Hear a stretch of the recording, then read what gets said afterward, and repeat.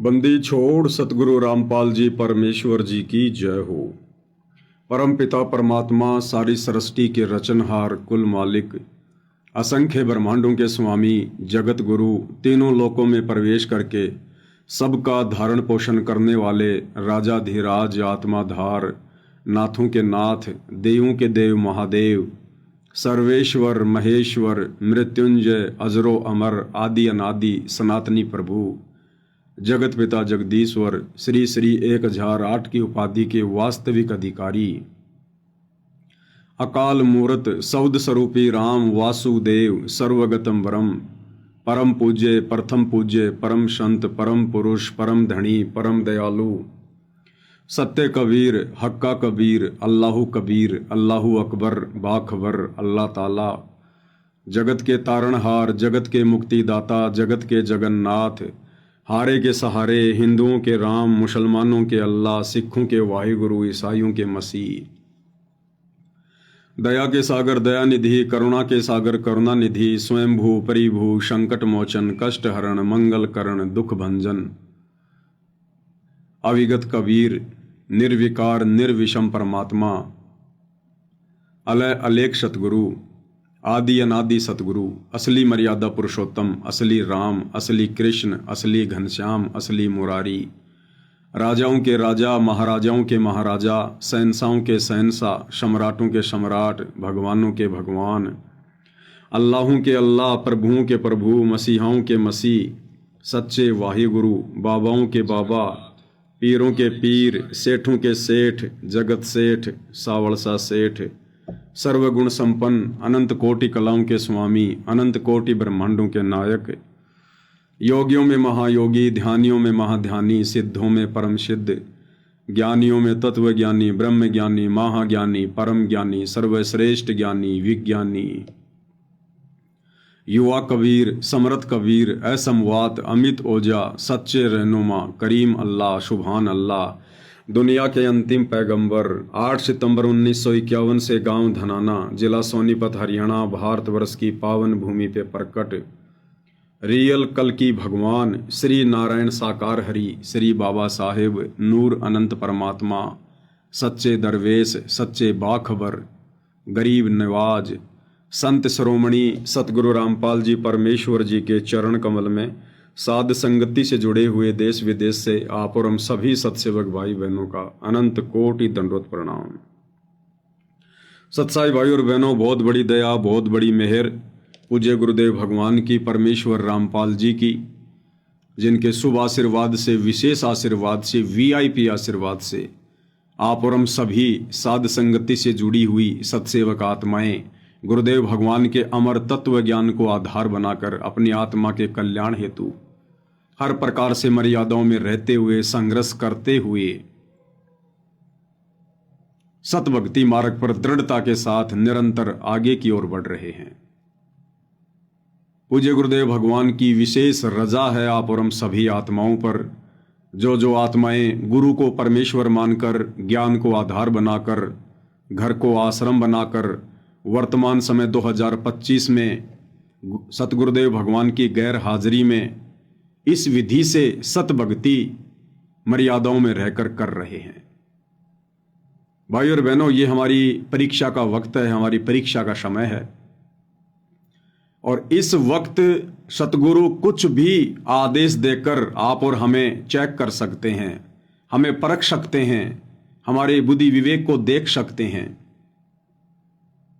इसलिए इस परीक्षा के समय में यदि हमने सफलता प्राप्त करनी है तो पूज्य गुरुदेव भगवान ने आश्रमों में रहकर या गांव-गांव जाकर सन 1994 से 2014 तक जो अनमोल सत्संग किए हैं और जिन सत्संगों को उन्होंने रोजाना सुनने के लिए डीवीडी में, मेमोरी कार्ड में, मोबाइल में या टीवी चैनलों पर आते हैं, हमने केवल उन्हीं सत्संगों को वर्तमान परीक्षा के समय में सतगुरुदेव भगवान की गैर हाजिरी में अपना गुरु मानकर और ज्ञान आधार से इस भक्ति मार्ग पर एक एक कदम फूक फूक के रखना है। हमने किसी भी सेकंड पर्सन की बात को आंख बंद करके स्वीकार नहीं कर लेना है। वो सेकंड पर्सन, चाहे पूज्य गुरुदेव भगवान का कलयुगी परिवार हो, चाहे उनके बेटा बेटी भाई बंधु रिश्तेदार हो, चाहे बहुत पुराना कोई भगत हो, चाहे कोई कोऑर्डिनेटर हो, कुछ भी हो, चाहे ब्रह्मा विष्णु महेश भी क्यों ना सतगुरु से नाम उपदेश लेकर और अपने भाषण देने लग जाएं, हमने उनकी बातों को भी, उन बातों को, जो बातें गुरुदेव के ज्ञान के विरुद्ध होंगी, जिन बातों का कोई सिर पैर नहीं होगा, गुरुदेव के सत्संगों के अनुसार नहीं होंगी, हमने उन बातों को बिल्कुल सिरे से खारिज कर देना है, निसंशय निर्भय होकर। तो बाकी फिर बची कौन गया जिसकी बात पे हम आंख बंद करके विश्वास कर लेंगे। तब भाई और बहनों, हम इस भक्ति मार्ग पर सफलता की ओर आगे बढ़ सकते हैं, क्योंकि पूर्ण परमात्मा कबीर साहिब स्वयं धरती पर संत रूप में प्रकट हैं। आप और हमें शास्त्र अनुकूल शत भक्ति मार्ग से जोड़ दिया है। अब हमने इस ज्ञान को आधार बनाकर मोक्ष प्राप्त करना है, मोक्ष। और उसके लिए परमात्मा ने जो नियम और मर्यादाएं बनाकर छोड़ दी हैं, हमने उनकी पालना करनी पड़ेगी। गुरुदेव ने बहुत ही अच्छा उदाहरण दिया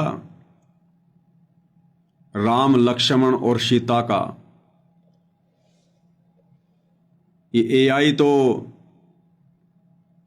हम लोगों के अनुसार वर्तमान में आई है, ये तो केवल एक वैज्ञानिक विधि वाली एआई है। ये एआई काल की सतयुग से चल रही है, सतयुग से ये वाली एआई। और सतलोक में भी चली रही थी, वहां तो सारी टेक्नोलॉजी है ही, क्योंकि जिस समय हम मूर्ख सतलोक में, और जब ये काल मनमुखी आचरण कर रहा था, तब कर रहा था एक पैर पे खड़ा होके, हम इसको देखने के लिए जाया करते थे, देखा करते थे, इसकी चर्चा किया करते थे। वाह क्या बात है, एक पैर पर खड़ा होकर इतने समय तक तपस्या, वाह भाई वाह। तो उस समय पूज्य गुरुदेव भगवान अर्थात कबीर परमात्मा अपनी इसी टेक्नोलॉजी के माध्यम से, एआई के माध्यम से, आध्यात्मिक विधि के माध्यम से आकाशवाणी किया करते थे। आकाशवाणी कि बच्चों, तुम इस नादान की नादानी को मत देखो, तुम्हें किस बात की कमी है, तुम अपनी भक्ति करो, ये बकवाद कर रहा है इसको करने दो। तो सतलोक तो खैर हर प्रकार की, चाहे एआई हो या कोई भी टेक्नोलॉजी हो, सतलोक की तुलना में तो केवल यहां पर अंश मात्र भी नहीं है, अंश मात्र भी। और रही बात इस काल के द्वारा हम आत्माओं को योगों योगों से मूर्ख बनाने की, तो इस काल की एआई भाई और बहनों सतयुग, त्रेता, द्वापर, कलयुग, हर युग में रहती है, हर युग में। जब श्री रामचंद्र जी वनवास भोग रहे थे और पीछे से रावण ने एक साधु का रूप बनाकर धोखे से सीता का हरण करने के लिए योजना बनाई, अपने मामा मारीच को सोने का हिरण बनाया सुंदर, और सीता ने जहां कुटिया के आसपास बाड़ी लगा रखी थी, बगीची लगा रखी थी, वहां टहलने लगा। सीता का उस पर दिल आ गया, मन आ गया, और रामचंद्र जी से कहा कि मुझे ये हिरण चाहिए जीवित, मार तो वो वहीं से सकते थे, मुझे जीवित चाहिए। अब वो तो मायावी था, वहां से दौड़ लिया, पीछे पीछे रामचंद्र जी दौड़ लिए। रामचंद्र जी ने आने से पहले कह दिया था कि लक्ष्मण ध्यान रखना, ये कोई राक्षसों का षड्यंत्र हो सकता है, तो मेरी चिंता मत करना, और तेरी जो ड्यूटी है सीता की सुरक्षा करने की, वो तू बखूबी निभाना। बोला भैया ठीक है। लेकिन रामचंद्र जी को पता था कि ये सीता जिद की पक्की है, ये मानने वाली नहीं है, ये कुबद करेगी। तो रामचंद्र जी ने लक्ष्मण जी को एक मंत्र दे दिया और कहा, यदि तेरे को किसी कारण से आना भी पड़ जाए तो इस कुटिया के चारों तरफ ये मंत्र बोलकर एक रेखा खींच देना, और इसको कह देना कि रेखा से बाहर ना निकले। बोले भैया उसकी नौबत ही नहीं आएगी। रामचंद्र जी चले गए। पीछे से एआई का प्रयोग किया काल ने, एआई का। कुछ देर बाद में रामचंद्र जी की आवाज में इस काल ने आवाज निकालनी शुरू की, हूबहू रामचंद्र जी की। लक्ष्मण भैया मर गया, लक्ष्मण भैया मर गया, बचाओ भैया बचाओ, मेरी मदद करो भैया, मेरी मदद करो। काल ने एआई का प्रयोग किया सीता को ठगने के लिए, दुर्गति करने के लिए। सीता ने कहा कि तुम्हारे भाई के ऊपर आपत्ति आ गई है, तुम जाओ उनकी मदद करो, वो पुकार रहे हैं। लक्ष्मण ने कहा कि माता, मेरा भाई इतना कमजोर नहीं है। लेकिन सीता कहां मानने वाली थी, क्योंकि घर का जोगी जोगना, बाहर का जोगी सिद्ध। घर वाले कभी घर में आए हुए महापुरुष को महापुरुष मानते ही नहीं है। वो तो दुनिया के लिए महापुरुष होता है, भगवान होता है, परमात्मा होता है, घर वालों के लिए नहीं होता। दीपक तले हमेशा अंधेरा होता है, ये हर युग की कहावत है। तो अंत में गुरुदेव ने बताया कि सीता ने यहां तक लांछन लगा दिया कि तू चाहता है कि तेरा भाई मर जाए और तू मेरे से शादी कर ले। जब इस प्रकार की ये कटी जली बातें सुनी तो मजबूरी में लक्ष्मण को फिर वो लक्ष्मण रेखा खींच के जाना पड़ा। और बाद में क्या हुआ हम सबको पता है। तो भाई और बहनों, वो वनवास का समय था, वो परीक्षा का समय था। और काल ने एआई का दुरुपयोग किया। एआई के माध्यम से तीनों लोकों के स्वामी विष्णु अवतार श्री रामचंद्र जी को ठग लिया। तो ये काल वर्तमान में इस कलयुग की पिछली पीढ़ी में आप और हमारे जैसे 2 कोटि जीवों को, परमेश्वर रामपाल जी की संगत को कैसे बख्शेगा भाई। तो इस परीक्षा के समय में भाई और बहनों, चाहे कोई कुछ भी कहे, चाहे कोई पीला पर्चा निकाले, चाहे गुरु जी का आदेश बताए, चाहे नकली ऑडियो लाए, चाहे असली ऑडियो लाए, चाहे नकली वीडियो आओ, चाहे असली वीडियो आओ, चाहे लाइव गुरुजी जेल से दर्शन दो, कुछ भी हो, चाहे कोई वकील के माध्यम से सूचना हो, कुछ भी हो, कल को चाहे डायरेक्ट मीडिया के माध्यम से हिसार जेल से कोई न्यूज क्यों ना आओ, और गुरुदेव भगवान स्वयं उसमें कुछ बोल रहे हैं, हर टीवी पर उनका इंटरव्यू चल रहा है।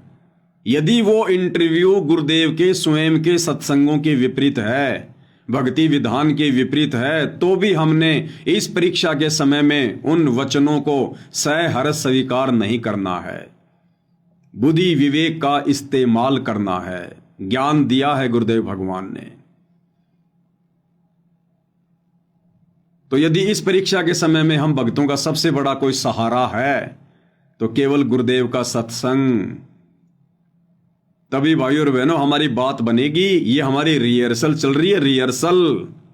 परमात्मा ना जाने क्या क्या सो छल छिद्र करेगा हमें चेक करने के लिए, हमें देखने के लिए, हमें परखने के लिए। ये सारे खेल हम ही ने किए, हमसे मिले सो निश्चय जिए। तो हमने अंततः गुरुदेव के सत्संगों को ही आधार बनाकर भक्ति मार्ग पर चलना है। और इस समय यदि कोई थर्ड पर्सन, कोई सेकंड पर्सन अगर हमें गुरु जी का आदेश या ऑडियो वीडियो अगर गुरुदेव के सत्संगों के अनुसार सुना भी देता है, तो भी इस परीक्षा के समय में उस आदेश को जो का त्यों मानने के लिए हम बाध्य नहीं है। हम बाध्य नहीं है उस आदेश को मानने के लिए। यदि हमें लगता है कि यह आदेश मुझे नहीं मानना चाहिए, ये मेरे हित में नहीं है, और भले ही वो बिल्कुल सही है, ज्ञान आधार से है, और यदि हमें लगता है कि वर्तमान जीवन में मेरे लिए, मेरे हित में नहीं है, तो हम उस आदेश को मानने के लिए बाध्य नहीं है। जिस प्रकार बच्चा परीक्षा देने के लिए परीक्षा के रूम में बैठा है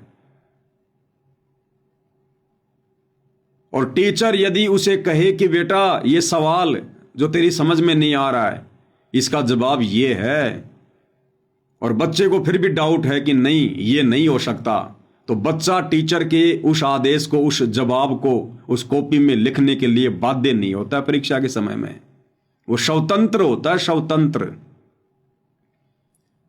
तो भाई और बहनों, हमने हर प्रकार से आंखें बंद कर लेनी है, हर प्रकार से। ये जो कान है ना, कान, इनको हाथी जितना बड़ा कर करके हमने केवल गुरुदेव के सत्संग सुनने। इस समय सत्संग, तब जाकर भाई और बहनों हम इस परीक्षा में सफलता की ओर आगे बढ़ेंगे। नहीं तो परमात्मा कहते हैं बच्चों, ये त्रिकुटी पे जाना, ये बरवाले के बस स्टैंड जाना जितना आसान नहीं है कि रिक्शा पकड़ो और 5 मिनट में पहुंच जाओगे। जोर लगेगा, जोर, जोटा। तो वर्तमान में निसंदेह हम सत्सेवक भाई बहनों पर ज्ञान आधार से इस परीक्षा के समय में उनकी गैर हाजिरी में बहुत बड़ी रजा है, बहुत बड़ी मेहर है। हमने लोगों की सुनना, लोगों की मानना छोड़ दिया है। ये कहावत है ना कि सुनो सबकी, करो अपने मन की। तो हम सुनते सबकी हैं, देखते सबकी वीडियो हैं, सुनते सबके आदेश हैं, लेकिन हम करते वो हैं जो हमारी आत्मा हमें मंजूरी देती है, जो ज्ञान आधार से हमें उचित लगता है, हम वो करते हैं। और इस संगत ने वर्तमान में ज्ञान को आधार नहीं बनाया, इसलिए दर दर की ठोकर खाती फिर रही है, दर दर की ठोकर। हर किसी के उल्टे सीधे आदेशों को फॉलो करते हुई अपनी मर्यादाएं तोड़ रही है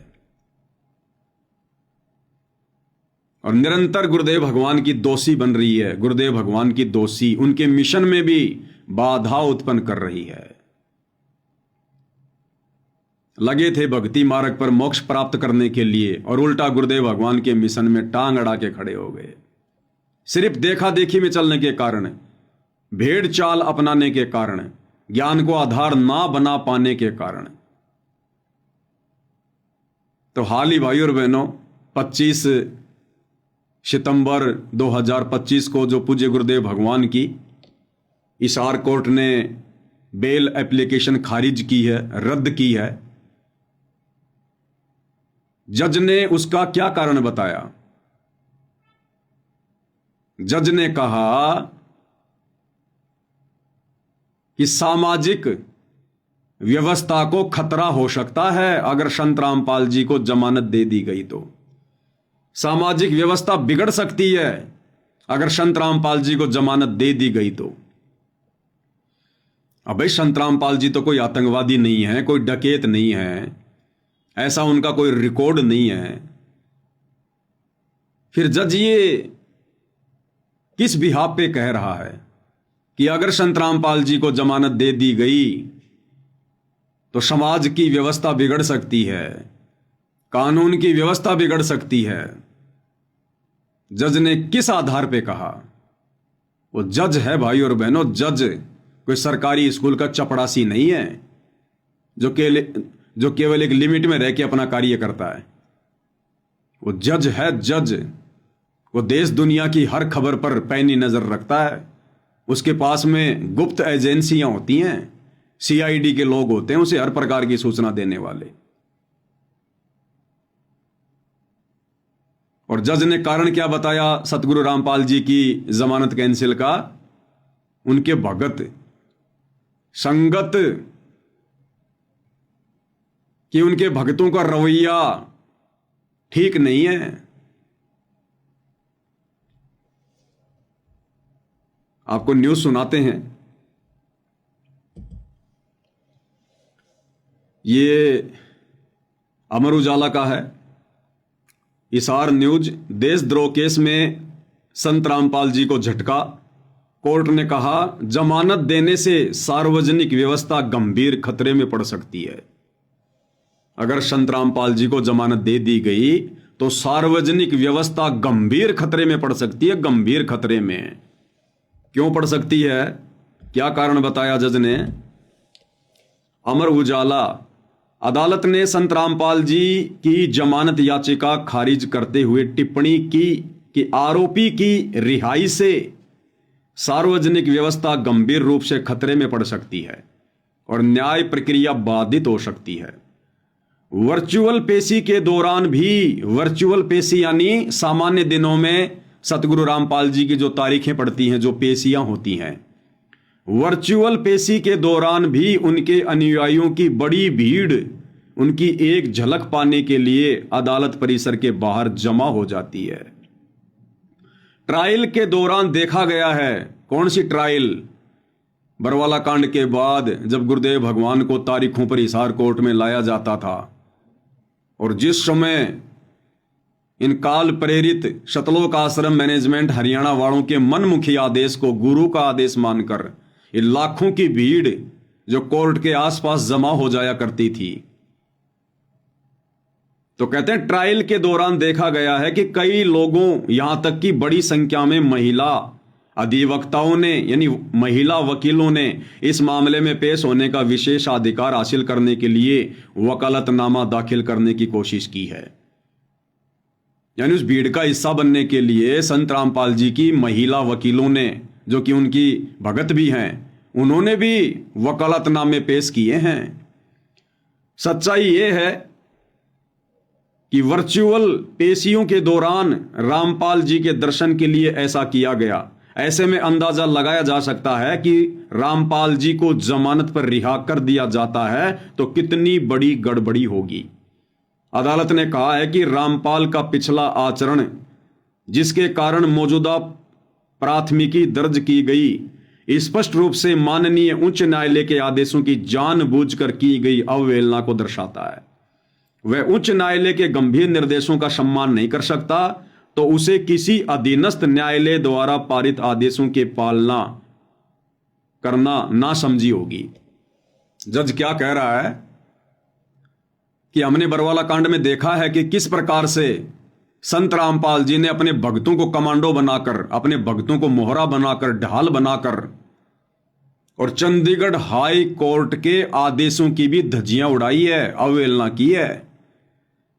अब सोचिए, हिसार हाई कोर्ट तो चंडीगढ़ हाई कोर्ट के अधीन है, जज कह रहा है। तो जज कह रहा है कि जो संत रामपाल जी अपने अनुयायियों को ढाल बनाकर, मोहरा बनाकर और माननीय चंडीगढ़ हाई कोर्ट के आदेशों की अवहेलना कर सकता है, तो हिसार कोर्ट के आदेशों की अवहेलना करने में, यानी कल को जमानत मिलने पर जब वो तारीखों पर आएंगे तो फिर से उनका वही ड्रामा शुरू हो जाएगा। तरह तरह के बहानेबाजी बनाएंगे, गंभीर बीमार है, हार्ट की बीमारी है, मेडिकल पेश करेंगे, पुलिस जाएगी तो फिर से भक्तों को कमांडो बना के खड़ा कर देंगे। तो कह रहे फिर दोबारा हमारे लिए उनको पकड़ना मुश्किल हो जाएगा, बड़ी मशक्कत करनी पड़ेगी, बड़ा पैसा खर्च होगा, लोग मारे जाएंगे। इस आधार पर जज ने सतगुरु रामपाल जी की जमानत रद्द कर दी। भक्तों का ये गुंडे मवालियों जैसा रवैया देखते हुए, भाई वो जज है, अंध भगत नहीं है कि जैसा किसी कोऑर्डिनेटर ने कह दिया वैसा मान लिया। तो कौन बने बाधक? यही मूर्ख संगत, यही नादान संगत। अब तुम्हें ये बातें समझ में आएंगी कि उस समय हम सत्सेवक भाई बहन वीडियो बना बना के तुम नादान संगत वालों को हिसार की तारीखों पर जाने के लिए क्यों मना किया करते थे कि आज तुम्हारी ये नादानी, आज तुम्हारे द्वारा जो ये मूर्खता दिखाई जा रही है देखा देखी में, भेड़ चाल में, अरे तुम्हारा क्या काम है हिसार कोर्ट में? वहां तो जजों का और वकीलों का काम है। संगत कोई जज है क्या? संगत कोई वकील है क्या? या भीड़ इकट्ठा करके तुम जज को डरा दोगे? इस प्रकार से जमानत मिलती है क्या? कितना समझाया करते थे हम सत्सेवक वीडियो बना बना के, भाई ये मूर्खता मत करो। ये सतलोक आश्रम वाले काल प्रेरणा से तुम लोगों को हिसार की तारीखों पर भेजकर गुरुजी के लिए मुसीबतें पैदा कर रहे हैं, मुसीबतें। और देख लो आज वही हो गया। आज तुम भक्तों की उन्हीं भीड़ को देखते हुए उस जज की आंखों में आज भी वो भीड़ दिखाई देती है, आज भी जो ये नादान संगत तारीखों पर जाया करती थी, वो भीड़ जज को दिखाई देती है जब भी जमानत देने का समय आता है। और इसी भीड़ को देखकर, संगत की इसी नादानी को देखकर, जो नादानी संगत ने दिखाई थी, हम सत्सेवकों के लाख बार मना करने के बावजूद भी, लेकिन उस समय तो हमें मूर्ख समझा करते थे कि ये तो मूर्ख हैं, पागल हैं, गुरुद्रोही हैं। आज देख लो तुम कितने बड़े दोषी बन के खड़े हो गए अपने भगवान के, कितने बड़े पापी हो तुम। आज तुम लोगों की वजह से, तुम्हारी उस नादानी की वजह से आज गुरुदेव भगवान बारंबार जमानत याचिका लगवाते हैं लेकिन कैंसिल हो जाती है और हिसार जेल में बैठने को मजबूर हैं संगत की मूर्खता के कारण। ये रीजन बताया जज ने, तुम्हारी आंखों के सामने है, आंखों के सामने। और कोई रीजन बताया हो तो पूछ लो अपने कोऑर्डिनेटरों से, पूछ लो सतलोक आश्रम वालों से, गुरुदेव के बेटा बेटी भाई बंधु रिश्तेदारों से कि भाई कम से कम हमें यह तो बता दो, सच तो बता दो। गुरुजी हमारे भी तो कुछ लगते होंगे, क्या हमें सच जानने का अधिकार नहीं है कि गुरुदेव भगवान की जमानत याचिका किस कारण से खारिज हुई है? क्या तुम्हारा अधिकार नहीं है पूछने का? क्या सतगुरु रामपाल जी तुम्हारे गुरु नहीं है? अरे जो तुम इशार की तारीखों पर जाना अपना अधिकार समझा करते थे, तो क्या आज उनकी जमानत क्यों खारिज हुई है यह जानना तुम्हारा अधिकार नहीं है? तुम्हें टपका भी नहीं बताएंगे, टपका भी ये क्या होता है। और ज्यादा जोर जबरदस्ती की तो भैया भगत नहीं है, ये गुंडे हैं, गुंडे। तुम्हारी खोपड़ी के बाल उड़ा देंगे ये। इनको भगत समझने की गलती मत कर लेना कभी। भगत के भेष में भेड़िए हैं ये, भेड़िए। तो क्या तुम्हारा अधिकार नहीं है इन लोगों से पूछने का? पूछा कभी किसी ने आज तक कि गुरुजी की जमानत क्यों कैंसिल हो गई? तुम्हें तो यहां तक सूचना नहीं दी गई कि गुरुजी की जमानत कैंसिल हो गई, क्यों हुई ये तुम्हें कहां से बताएंगे? और तुम इनके न्यूज चैनल को सब्सक्राइब करवाने के लिए गांव गांव जो है वो डोल रहे थे, घूम रहे थे, तुम भटक रहे थे कि न्यूज चैनल को सब्सक्राइब करो, बस यही न्यूज चैनल है दुनिया में जो सच दिखाएगा। अरे तो भक्तों को भी सच नहीं दिखा रहा, जगत को क्या खाक दिखाएगा? तो आज तुम संगत वालों की मूर्खता के कारण गुरुदेव भगवान एक बार फिर से हिसार जेल में बैठने को मजबूर हैं। तुम दोषी बन रहे हो, दोषी। ये काल तुम्हें दो तरफा खा रहा, दो तरफा। एक तरफ तो इन आश्रम वालों में कुप्रेरणा करके, इनकी बुद्धि भ्रष्ट करके और तुम्हारे से भक्ति विरुद्ध कुकर्म करवा के, राजनीति जैसे घटिया कर्म करवा के, आन उपासना में सहयोग करवा कर एक तरफ तो तुम्हारी वहां कर्म फोड़ रहा है और दूसरी तरफ गुरुदेव भगवान की जमानत में बाधा उत्पन्न करवा कर तुम्हें दो प्रकार से ठग रहा है ये काल, दोनों साइड से। और तुम सतलोक जाने की उम्मीद कर रहे हो। तुम नादान संगत वालों ने तो गुरुदेव भगवान को हिसार जेल में खून के आंसू रुलाए, खून के आंसू। इसीलिए वो परमात्मा बाहर नहीं आ रहा, क्योंकि ये मूर्खता तुम अब भी नहीं छोड़ रहे, अब भी नहीं छोड़ रहे तुम।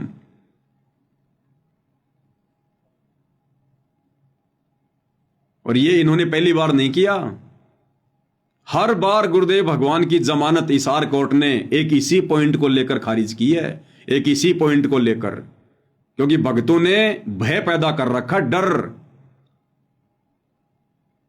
तुम अपने आप को भगत समझते होंगे कि हम भगत हैं, हम भगत हैं, हम बहुत अच्छे हैं। दुनिया वालों की नजरों में संत रामपाल जी के सतलोक आश्रमों से जुड़े भगत गुंडे और मवालियों से ज्यादा नहीं है। तुम भले अपने आप को भगत समझो, लेकिन तुम्हारे जो कर्म है ना, उनको देखकर दुनिया तुम्हें मवालियों से ज्यादा कुछ नहीं समझती। तो इसी प्रकार 2018 में जब पूज्य गुरुदेव भगवान की जमानत लगाई गई, उस समय भी हिसार कोर्ट के जज ने यही कहकर जमानत खारिज कर दी कि रामपाल जी कोई आतंकवादी नहीं है। यानी गुरुदेव को दोषी नहीं बता रहे जज, गुरुदेव की कोई गलती नहीं बता रहे जज। जजों ने तो यहां तक कहा कि रामपाल जी कोई आतंकवादी नहीं है, हम तो मानवता के नाते उनको जमानत देना चाहते हैं, लेकिन उनके भक्तों का रवैया ठीक नहीं है। आपको सन 2018 की वो न्यूज सुना देता हूं, ये आपकी आंखों के सामने है। चाकर भी हाई कोर्ट ने रामपाल को नहीं दी जमानत। चंडीगढ़ हाई कोर्ट में जमानत लगाई गई थी 2018 में। कब लगाई थी? जब पूज्य गुरुदेव भगवान की मुंह बोली माता इंद्रो देवी का निधन हो गया था और सतलोक आश्रम मैनेजमेंट हरियाणा वालों ने यह दलील पेश करके कि साहब भारतीय संस्कृति के अनुसार जो बड़ा बेटा होता है वो माता पिता की जो वो चिता होती है उसको आग देता है, तो इस बिहाफ पे आप संत रामपाल जी को कुछ दिनों की जमानत दीजिएगा। और भाई और बहनों, दुनिया का कोई भी कोर्ट बड़ी आसानी से उसके पिता को अग्नि देने के लिए या उसकी माता की चिता को अग्नि देने के लिए बड़ी आसानी से जमानत देगा। अगर परमानेंट जमानत नहीं देगा तो पुलिस की कस्टडी में उसको शमशान घाट लेकर जाएगा। और ये जो संस्कार है, जो ये चला आ रहा था एक परंपरा के तहत, इसको जरूर सरकार पूरा करवाती है। लेकिन इतनी छूट भी नहीं दी गई संत रामपाल जी को, इतनी छूट भी क्यों? भक्तों के रवैयों को देखकर, भक्तों की नादानी और मूर्खता को देखकर। और उस समय क्या किया था भक्तों ने, पता तुम्हें? अभी तुम लोग नए नए जुड़ते हो, कोई 2 महीने, कोई 6 महीने, कोई 2 साल, और अपने कोऑर्डिनेटरों की बातों में आके फुदकते रहते हो। तुम्हें कुछ नहीं पता हिस्ट्री का, ना तुम्हें बरवाला कांड का पता, ना इन लोगों के घटिया मनसूबों का पता, ना तुम्हें कोई ज्ञान आधार। एक चीज जानते हो, गुरुद्रोही गुरुद्रोही गुरुद्रोही गुरुद्रोही। इसके अलावा दूसरी कोई वाणी आती है तुम्हें परमात्मा की? एक तरफ तो इन सतलोक आश्रम मैनेजमेंट हरियाणा वालों ने हाई कोर्ट में संगत को यह दिखाने के लिए, संगत से ज्योति पाठ और दान का पैसा वकीलों के नाम पर हड़पने के लिए, जमानत के नाम पर हड़पने के लिए, एक तरफ तो चंडीगढ़ हाई कोर्ट में जमानत लगा रहे हैं। और जमानत क्या कहकर लगा रहे हैं कि उनकी माताजी का देहांत हो गया और उनकी माताजी को अंतिम संस्कार में संत रामपाल जी ने अग्नि देनी है। ठीक है, लगा दी याचिका, कोर्ट भी बैठ गया। कोर्ट ने कहा भैया ठीक है, कल फैसला करेंगे। माताजी की बॉडी को डीप फ्रिज में लगा दिया गया, बर्फ में लगा दिया गया एक रात के लिए, क्योंकि कोर्ट का फैसला दूसरे दिन शुक्रवार को आना था। 2018 22 अप्रैल की बात है ये। 23 अप्रैल को फैसला आना था। रात को बॉडी को डीप फ्रिज में लगा दिया गया और कोर्ट ने साफ मना कर दिया था कि भीड़ इकट्ठा नहीं होनी चाहिए। उसके बावजूद सतलोक आश्रम सिंहपुरा में, रोहतक में, उस समय धनाना नहीं बना था, सतलोक आश्रम में और सोनीपत में कई हजारों की संख्या में संगत को इकट्ठा कर लिया गया। और सीआईडी वालों ने तुरंत जज के पास में सूचना पहुंचा दी कि साहब इन्होंने तो कोर्ट के आदेशों के बावजूद भीड़ इकट्ठा कर ली। और दूसरी तरफ 23 अप्रैल को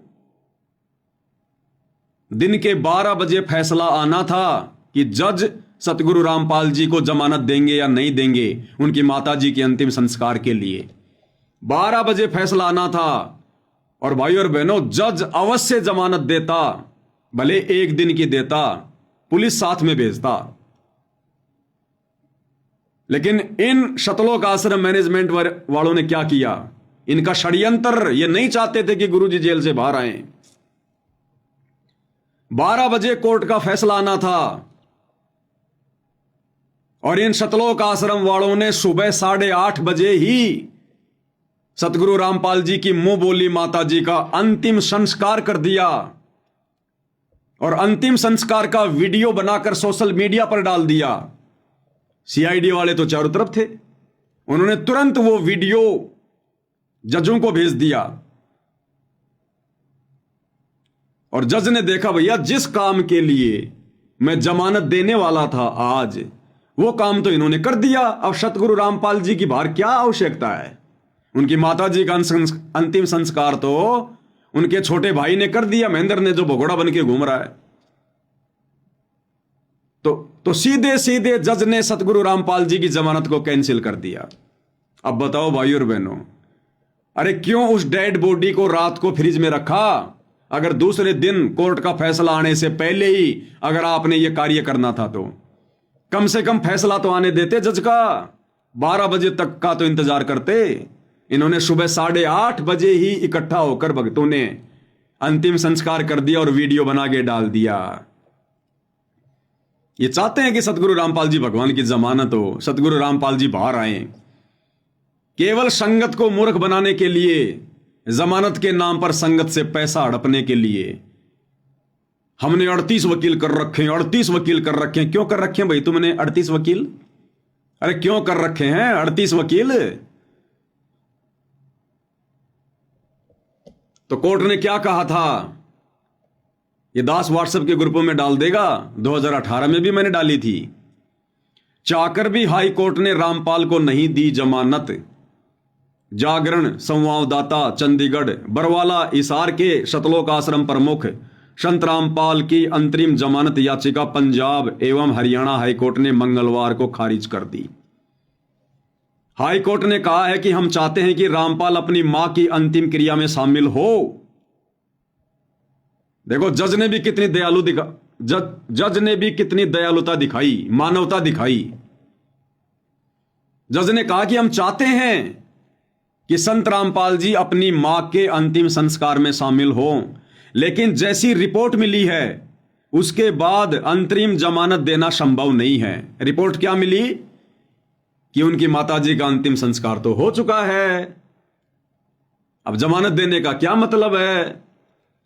अब बताओ भाई और बहनों, ये काम ये सतलोक आश्रम वाले जानबूझ के करेंगे या अपनी मूर्खता के कारण करेंगे? ये इन्होंने जानबूझ के किया ऐसा, ताकि सतगुरु जी जमानत पर बाहर ना जाए।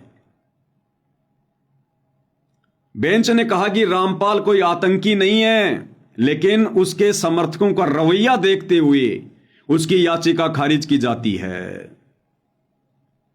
उनके समर्थकों का रवैया देखते हुए, जो हिसार की तारीखों पर जाया करते थे ना, तो हम भीड़ जमा किया करते थे, कानून व्यवस्था में बाधा उत्पन्न किया करते थे, रोडें जाम हो जाती थी, गुरुदेव भगवान को जेल से कोर्ट में लाने में प्रशासन को परेशानी होती थी, कितनी पुलिस लगानी पड़ती थी, जनता कितनी दुखी हो जाती थी। क्या तुम जज थे, तुम वकील थे जो तुम गुरु जी की जमानत करवाने जाया करते थे, या तुम कोई फैसला देने जाया करते थे? काम क्या था वह भक्तों का? भक्तों के कारण।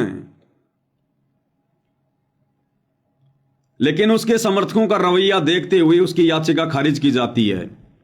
हुआ ये कि सुनवाई शुरू होते ही, यानी जब 11 बजे कोर्ट में जज बैठा सुनवाई के लिए कि जमानत देनी है या नहीं देनी है, हुआ ये कि सुनवाई शुरू होते ही प्रदेश के पुलिस महानिदेशक डीजीपी और सोनीपत के पुलिस अधीक्षक एसपी दोनों पेश हुए। दोनों ने बताया कि उनके पास में इंटेलिजेंसी से कुछ सूचनाएं आई हैं, हम इन सूचनाओं को चैम्बर में दिखा सकते हैं। हरियाणा का डीजीपी और सोनीपत का एसपी, उन्होंने कोर्ट में जज को कहा कि हमारे पास में कुछ गुप्त रिपोर्ट हैं, हम आपको चैम्बर में दिखाएंगे। यानी जहां पर जज बैठता है आराम करने के लिए, विश्राम करने के लिए, नाश्ता करने के लिए। तो फैसला देने से पहले हरियाणा का डीजीपी और सोनीपत का एसपी जज के पास में चैम्बर में चले जाते हैं। इस पर बेंच के दोनों जज डीजीपी के साथ चैम्बर में चले गए। वापस आने के बाद बेंच ने फैसला सुरक्षित रख लिया। करीब 4:30 बजे बेंच ने फैसला सुनाया कि रामपाल को राहत नहीं दी जा सकती। वही हाईकोर्ट ने कहा कि याची ने 3 सप्ताह की अंतरिम जमानत मांगी थी। गुरुदेव भगवान ने 3 सप्ताह की जमानत मांगी थी, 21 दिन की। लेकिन राज्य सरकार ने उस पर चल रहे मामलों के ट्रायल के दौरान उसके अनुयायियों की भीड़ द्वारा उत्पात का जिक्र किया। इसके साथ ही प्रदेश सरकार ने पाठ के स्थान को बदलने की बात कही। इन्होंने सोनीपत में पाठ रख दिया, पाठ। और पाठ के नाम पर इन लोगों ने मूर्ख संगत को इकट्ठा कर लिया जब गुरुजी की जमानत होनी थी। यह अखबार की न्यूज है भाई और बहनों। जजों को क्या पता पाठ क्या होता है, लेकिन सारी सूचना डीजीपी ने, गुप्तचर विभाग ने पूरी सूचना दी। इन लोगों ने जानबूझकर बकवाद करी, पाठ रख दिया सतगुरु रामपाल जी की माता जी की आत्मा की शांति के लिए, और संगत को इकट्ठा कर लिया, क्योंकि पाठ का पैसा कौन देगा? संगत देगी।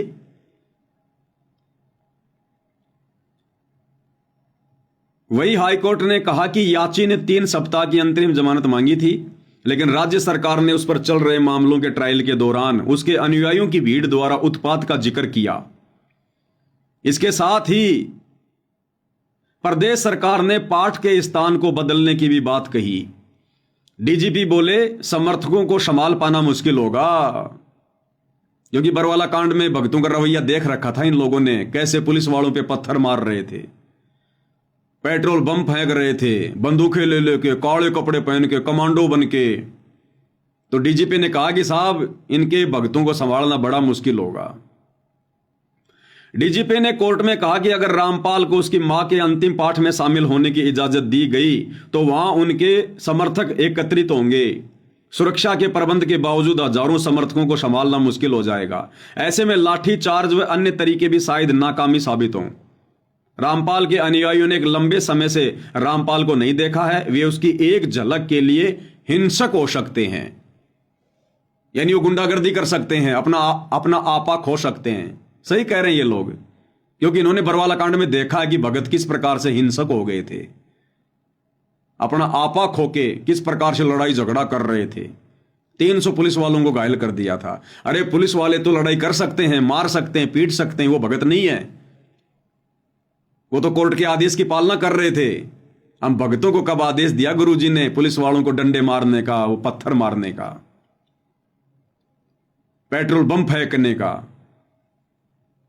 आग जला के मसाल ले लेकर छाती पीट पीट कर पुलिस वालों को ललकारने का? यह दास तो वहां मौजूद था। तो देख लिया भाई और बहनों आपने, इस प्रकार से ये काल परमात्मा के विरुद्ध खड़ा करके अपनी सूक्ष्म चाल चल के और संगत के क्रम फुड़वाता है। और हम सत्सेवक चिल्ला रहे थे वीडियो बना बना के, ऑडियो डाल डाल के, मत जाओ तारीखों पर, मत जाओ तारीखों पर। भाई तुम्हारा क्या काम है तारीखों पर? तुम गुरुदेव के लिए परेशानी पैदा कर रहे हो। तुम इन आश्रम वालों की चाल को समझ नहीं रहे।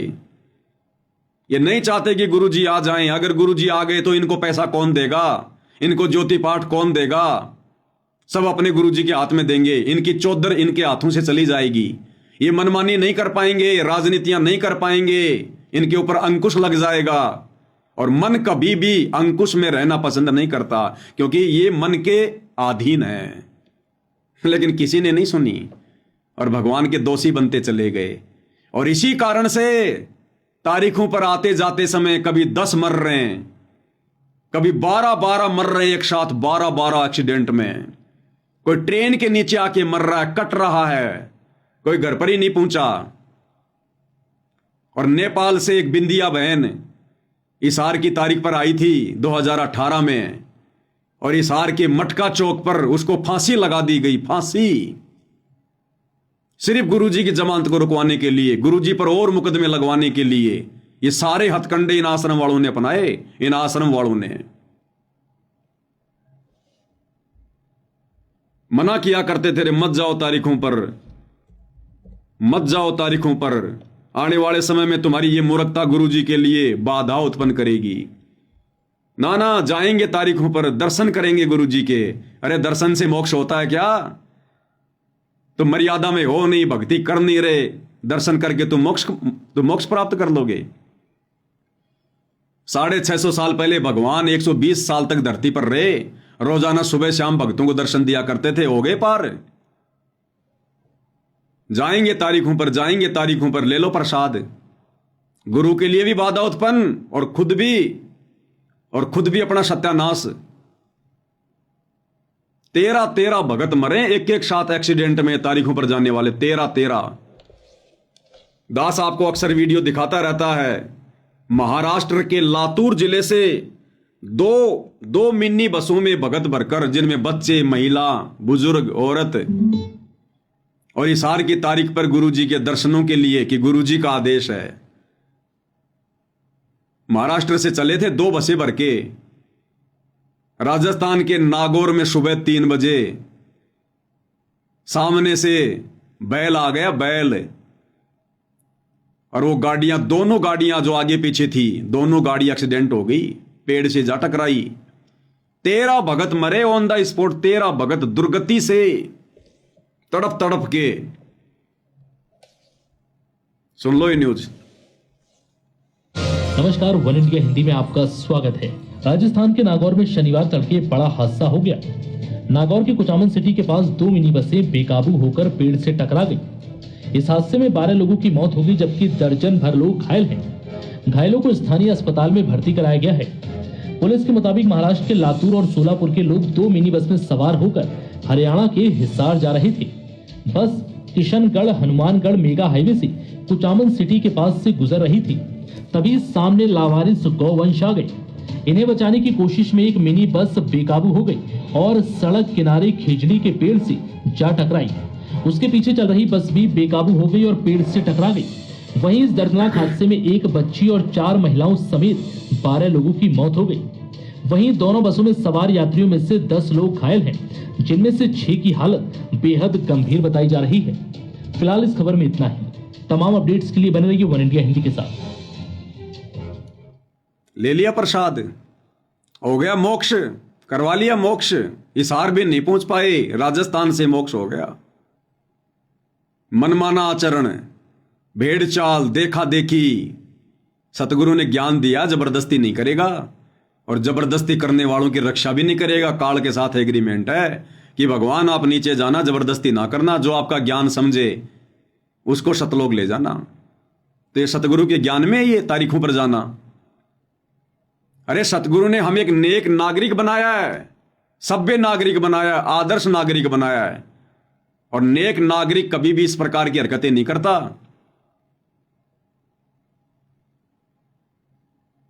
हमारी ये कविता बहन है, ये कह रही है कि 2019 में भिवानी आश्रम में सब्जी बनाते समय 2 भगत भाई सब्जी में डूबकर मर गए।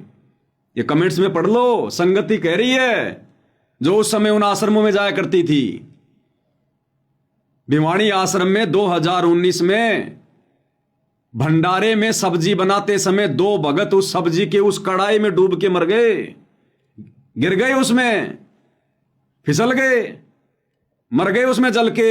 बाहर सूचना भी नहीं आने देते ये लोग, अंदर ही दफना देते हैं। आश्रमों में शमशान घाट भी बना रखा है, अंदर ही दफना देते हैं, पता ही नहीं चलता। या उनके घर वालों को कह देते हैं गुरुजी का आदेश है, सब्जी में भून के वो पकोड़ा बन के सतलोक गया, सतलोक।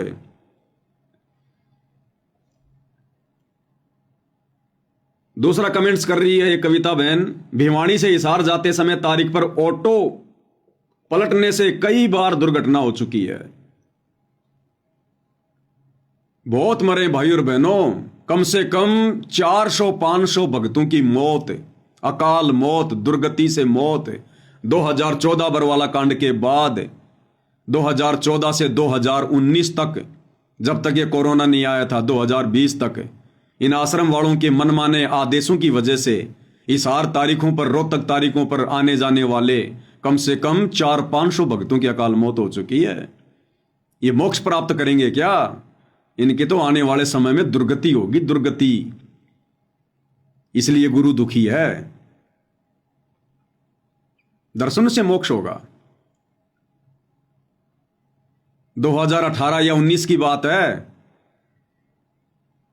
इन्होंने जो रोहतक में पशु मेला ग्राउंड में कबीर प्रकट दिवस मनाया था, कितनी भयंकर बारिश आई थी, तूफान आया था, इनकी सारी योजना धरी धरी रह गई।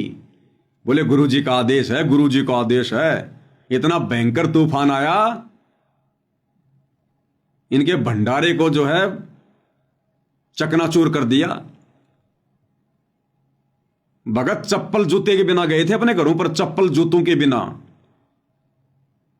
ट्रोलियां चप्पल जूतों की भर भर के बाहर फेंक के आनी पड़ी थी। वो लड्डू जलेबी तुम्हारी धरी की धरी रह गई थी, तुम्हारे टेंट उखड़ गए थे। गुरु जी का आदेश है। अरे गुरु के आदेश मिलने के बाद में काल अपना तांडव मचाएगा।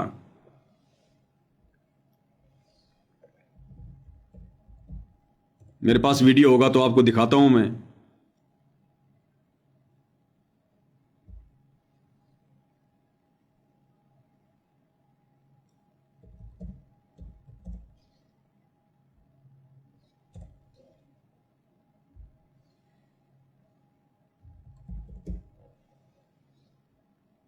ये रहा रोहतक पशु मेला ग्राउंड का 2018 में कबीर प्रकट दिवस मनाए थे इन्होंने, गुरुजी का आदेश बताकर। और काल ने ऐसी की तैसी कर दी पूरे भंडारे की। बारिश में बच्चे भीग गए, घुटनों घुटनों पानी चढ़ गया उसमें। आए थे कबीर प्रकट दिवस मनाने, छोटा सा मुंह लेके गए सारे। देखना वहां की व्यवस्था क्या थी। नमस्कार दोस्तों, सच समाचार में आपका स्वागत है। आज हम पहुंचे हैं रोहतक पशु मेला ग्राउंड में, जहां पर कबीर प्रकट दिवस बहुत जोरों शोरों से मनाया जा रहा है। आपको बता दें कि ये 622वां कबीर प्रकट दिवस है, जो कि संत रामपाल जी द्वारा इस ग्राउंड में बहुत ही विशाल तरीके से मनाया जाता है। आप देख सकते हैं कि ये भंडार घर में सेवादार चाय वितरण कर रहे हैं और लाखों की तादाद में यहाँ भक्तजन आने का जो है कि बताया जा रहा है। और ये देख सकते हैं कि आप सब्जियाँ आ चुकी हैं और सेवादार किस तरह लगे हुए हैं। लगभग 10,000 सेवादार ऑलरेडी पहुँच चुके हैं और इस बार टेंट की व्यवस्था बहुत ही ज़बरदस्त है। और देखिए, आप देख सकते हैं कि किस तरह हैवी टेंट है और सब सेवादार देखो सेवा कर रहे हैं। लेकिन होता क्या है कि अचानक तूफान आ जाता है। आप देख सकते हैं कि सेवा करते हुए तूफान तेज़ी से आगे बढ़ रहा है और अपना प्रचंड रूप धारण कर रहा है। आपको बता दें कि 28 जून के भंडारे में भी इस तरह विशाल तूफान आया था और बारिश हुई थी, लेकिन इस बार भी देख सकते हैं आप कि कितना भयंकर तूफान। देखिए कैसे भगतजन तूफान में दौड़ रहे हैं। आप देख सकते हैं कि देखिए बहुत ही तेज गति से तूफान है। कैसे टेंट उड़ जा रहे हैं और सारे भगतजन शेड के नीचे आ रहे हैं। बच्चे दौड़ रहे हैं, आप देख सकते हैं इस वीडियो में। लेकिन जो हैवी शेड है उसमें कोई परिवर्तन नहीं। हालांकि इसकी व्यवस्था में कोई दिक्कत नहीं आई है, जो कि संत रामपाल जी महाराज जी ने इस बार व्यवस्था बहुत ज़बरदस्त करवाई है। देख सकते हैं कि कितना भयंकर तूफान, जो कि शेड को ले उड़ने की ताकत रखता था, लेकिन इस बार शेड बताया जा रहा है कि बहुत ही ज़बरदस्त तरीके से बनाए गए हैं। भगतजन शेड के नीचे सुरक्षित खड़े हैं और देखिए कैसे भगत भाग रहे हैं। आप देख सकते हैं कि तूफान की गति बहुत ही तीव्र है और इसके बाद ही बारिश स्टार्ट होती है। आप देख सकते हैं किस तरह तेजी से बारिश पड़ रही है। ये दुर्गति हुई थी 2018 में। चप्पल जूतों के ट्रैक्टर की ट्रॉलियां भर भर के बाहर फेंकनी पड़ी थी, बिना भंडारा किए भाग गए। गुरु जी का आदेश है। गुरु आदेश होने के बाद में काल उंगली कर देगा। गुरु को मानुष मान के, उस कागज के टुकड़े को भगवान मान के उसका प्रकट दिवस मनाने गए थे, तो यही होगा। ये हाल है। और उसी भंडारे में जो रमेणियां हो रही थी 2018 या फिर 19 की बात है, उसके एक साल बाद रमेणी जैसे ही समाप्त हुई, रमेणी के तुरंत बाद में गर्मी के चलते जिस भगत की रमेणी हुई थी, हार्ट अटैक से उसकी मौत हो गई उसी समय। अपनी भगतमती को, अपनी पत्नी को अपने घर पर भी नहीं ले जा पाया। यह सतगुरु का आदेश है। ये रमेणी करते ही तुरंत बाद में हार्ट अटैक से मौत हो गई। वहीं विधवा बना दिया उसको, विधवा। सतगुरु का आशीर्वाद है। भाई और बहनों, ये लोग संगत को डरा धमका के सूचनाएं बाहर नहीं आने देते, अन्यथा आए दिन संगत की दुर्गति हो रही है। आए दिन तगड़े तरीके से। आधे को तो कह देते हैं गुरु जी का आदेश है, वो सतलोक गया, मेरा सैनिक था सतलोक गया। अरे दिल्ली के मुंडका आश्रम में टैंकर की सफाई करते करते 3 भगत मरे। 3, एक नेपाल का, एक सीकर का, एक हरियाणा का। टैंकर की सफाई करते करते 3 भगत थे, जिसमें 2 मर गए थे, सीकर का और नेपाल का। सीकर का और नेपाल का अंदर ही जहरीली गैस से, और तीसरा बेहोश हो गया और बाद में पीला पर्चा निकाल दिया कि गुरुजी का आदेश है, वो तो मेरे सैनिक थे, वो तो सतलोक गए। अरे फिर तीसरे को क्यों बचाया? जब सतलोक ही जा रहे थे तो उसको भी मरने देते। बेहोश तो हो गया था, 5 मिनट और उसको पड़ा रहने देते, वो भी सतलोक चला जाता, उसको क्यों बचाया? ये दुर्गति है भाई और बहनों। सैकड़ों घटनाएं, फिर भी अंधभक्तों की आंखें नहीं खुलती हैं। इसलिए परमात्मा कहते हैं निरंजन धन तेरा दरबार, यहां तनिक ना न्याय विचार। दर्शन करेंगे गुरु जी के। आज तुम्हारे उन्हीं दर्शनों के चक्कर में आज बार बार गुरुदेव भगवान की जमानत याचिकाएं कैंसिल हो रही हैं, क्योंकि तुम लोगों ने अपना जो रवैया था वो समाज को, जजों को, प्रशासन को अच्छे से दिखा रखा है कि हम कितने बड़े भगत हैं। बरवाला कांड में और बरवाला कांड के बाद में एक बार तो मार्च 2015 या 16 की तारीख थी, इन्होंने इतने भगत इकट्ठे कर दिए हिसार जेल के आगे और इनको दौड़ा दौड़ा के मारा। वहां पर दौड़ा दौड़ा के 1100 भक्तों के ऊपर मुकदमे दर्ज हुए थे, 1100 भक्तों के ऊपर। देश और दुनिया में सिवाय गुरु जी की बदनामी की इन्होंने कुछ नहीं किया। कर लो दर्शन, हो गया तुम्हारा मोक्ष दर्शनों से। कितने दर्शन किए तुमने गुरु जी के? तुम्हारी वजह से बाद में प्रशासन ने संत रामपाल जी को तारीख पर कोर्ट में भी लाना बंद कर दिया। जेल में ही तारीखें होने लग गई, जेल में ही। कर लो दर्शन। सत्संग नहीं सुने भाई, ये ज्ञान की कमी है, ज्ञान की कमी। ये झंडूपना वही कर सकता है जिसने सतगुरु के ज्ञान को नहीं समझा। तो सतगुरु के परिवार ने तो ज्ञान को कभी समझा ही नहीं, उनको तो छींट भी नहीं है। और तुमने उन लोगों को महाज्ञानी मानकर उनको फॉलो करना शुरू कर दिया। तो क्या होगा? परमात्मा कहते हैं ज्ञानी से ज्ञानी मिले और करे ज्ञान की बात, और मूर्ख से मूर्ख मिले के घूसा के लात। तो दोनों तरफ मूर्ख पैदा हो गए, आश्रम वाले भी और आश्रमों के पीछे लगी हुई संगत भी। तो घूसे और लात ही चले, और वही चल रहे हैं अभी तक। और गुरुदेव भगवान ने क्या बताया सत्संगों में कि दर्शनों से मोक्ष नहीं होता है। मेरी ही महिमा ये चारों वेद गा रहे हैं, सुना रहे हैं। परमात्मा ये करता है, परमात्मा ये करता है, परमात्मा ऐसी लीला करता है। लेकिन मेरे पाने की विधि वेदों में वर्णित नहीं है।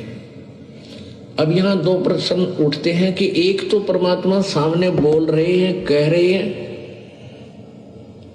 प्रत्यक्ष खड़े हैं, फिर कहते हैं मुझे पाने का तरीका वेदों में नहीं है। अब इससे क्या सिद्ध होता है कि परमात्मा के दर्शन कर लेने से मोक्ष नहीं, परमात्मा के द्वारा दिए गए उस भक्ति की कमाई करने से मोक्ष होगा। नहीं तो परमेश्वर 120 वर्ष रहे, जिनको अच्छी आत्माओं ने भी दे दर्शन किए, बुरा ने भी किए, जो उनके विरोधी थे, उन मार मार कर रहे थे उनके पीछे, उन्होंने भी दर्शन किए। दर्शन से मोक्ष नहीं है, परमात्मा के उस मंत्र से मोक्ष है। मोक्ष का मीन है कि जैसे हम परमात्मा ने हमें विधि बताई है वह कमाई कराएंगे, उस राम नाम के धन को जोड़ेंगे, उस भक्ति की शक्ति योग के बल से, भक्ति के बल से, उस राम नाम की कमाई की शक्ति से हम सतलोक जाएंगे। वहां जाकर के हम परमानेंट सुखी हो जाएंगे। उसको प्रभु प्राप्ति कहा जाता है। परमात्मा यहाँ आए, सभी को प्राप्त थे, दर्शन भी होते थे, लेकिन मोक्ष कोई नहीं, मुक्त कोई नहीं हुआ, क्योंकि हमने परमेश्वर के उस ज्ञान पर विश्वास नहीं किया, न उनके द्वारा दी गई भक्ति की साधना की। तो परमात्मा के नाम से मोक्ष होगा, केवल दर्शन मात्रता नहीं। तो उस समय देखा देखी में, भेड़ चाल में, कोऑर्डिनेटरों के कहने पर इस 8 तारीखों पर जाने के बजाय अगर घर बैठकर ध्यान से सत्संग सुनते तो तुम्हारा भी भला होता, और सतगुरुदेव भगवान की कानूनी जो प्रक्रिया है उसमें भी बाधा उत्पन्न नहीं होती। लेकिन तुमने अपना भी काम बिगाड़ा और गुरुदेव के लिए भी परेशानी उत्पन्न कर दी। इसलिए परमात्मा कहते हैं बिना सोचे समझे जो करे पाछे सो पछताए, और काम बिगाड़े आपना और जग में होत असहाय। खुद की भी बेइज्जती और संसार में भी बड़ी हंसी करवाता है। कर लो दर्शन, ले लो मोक्ष। दर्शनों से मोक्ष मिलेगा। अगर दर्शनों से मोक्ष मिले तो संगत को तो कई साल हो गई दर्शन नहीं हो रहे, और जिस जेल में गुरुदेव भगवान बैठे वहां के कैदियों को तो सारा दिन दर्शन होते हैं। उन पुलिस वालों को तो दिन में कई कई बार दर्शन होते हैं। चले गए सारे सतलोक, वो तो पार हो गए होंगे सारे के सारे कैदी। ये हमारी मूर्खता है, मूर्खता। और जब तक ये मूर्खता संगत दिखाती रहेगी, भाई सतगुरु प्रसन्न नहीं होने वाला, सतगुरु प्रसन्न नहीं होने वाला।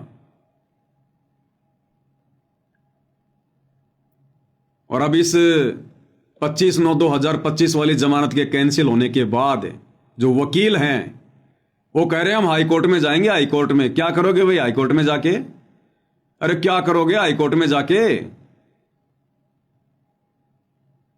ये कहते हैं हम जो भी करते हैं गुरुजी के आदेश से करते हैं, गुरुजी के आदेश के बिना हम आश्रम वाले एक कदम भी आगे नहीं बढ़ते।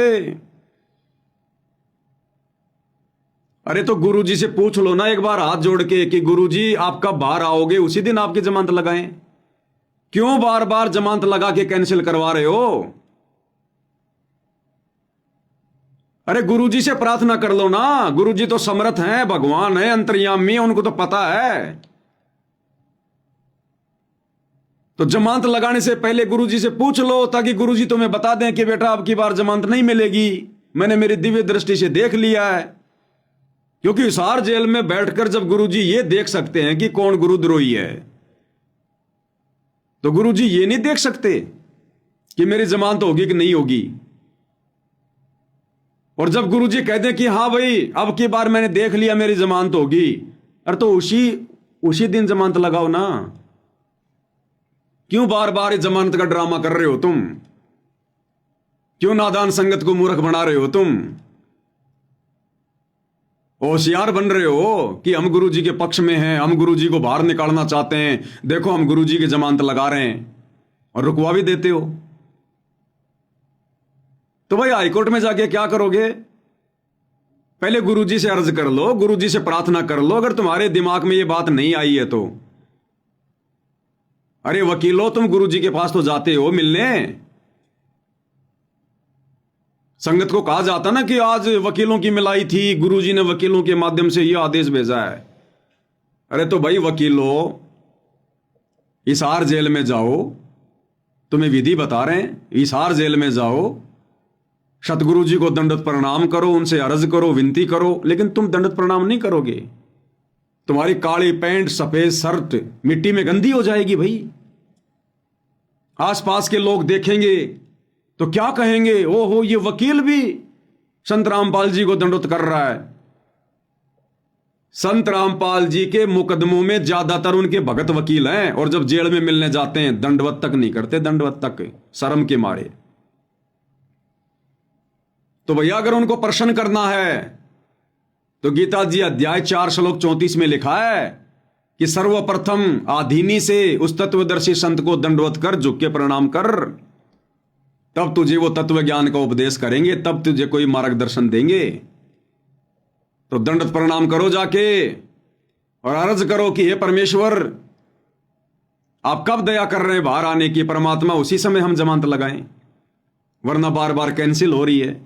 तो जब गुरु जी कह दें कि बच्चों फला फला दिन तुम मेरी जमानत लगाओ, इस समय जमानत हो जाएगी, बहुत अच्छी बात है। क्योंकि 7 वचन पलटे नहीं, चाहे पलट जाए ब्रह्मांड, सतगुरु के वचन तो फैल हो ही नहीं सकते। और तुम ये कहते हो कि हम तो हर बार गुरु जी से पूछ के जमानत लगाते हैं, तो फिर संत के वचन कैसे फैल हो रहे हैं भाई? फिर संत के वचन कैसे फैल हो रहे हैं? फिर जमानत कैसे कैंसिल हो रही है? जज परमात्मा से बड़ा हो गया क्या? सारे काम तुम मनमुखी रूप से करते हो, गुरु को मानुष मान के।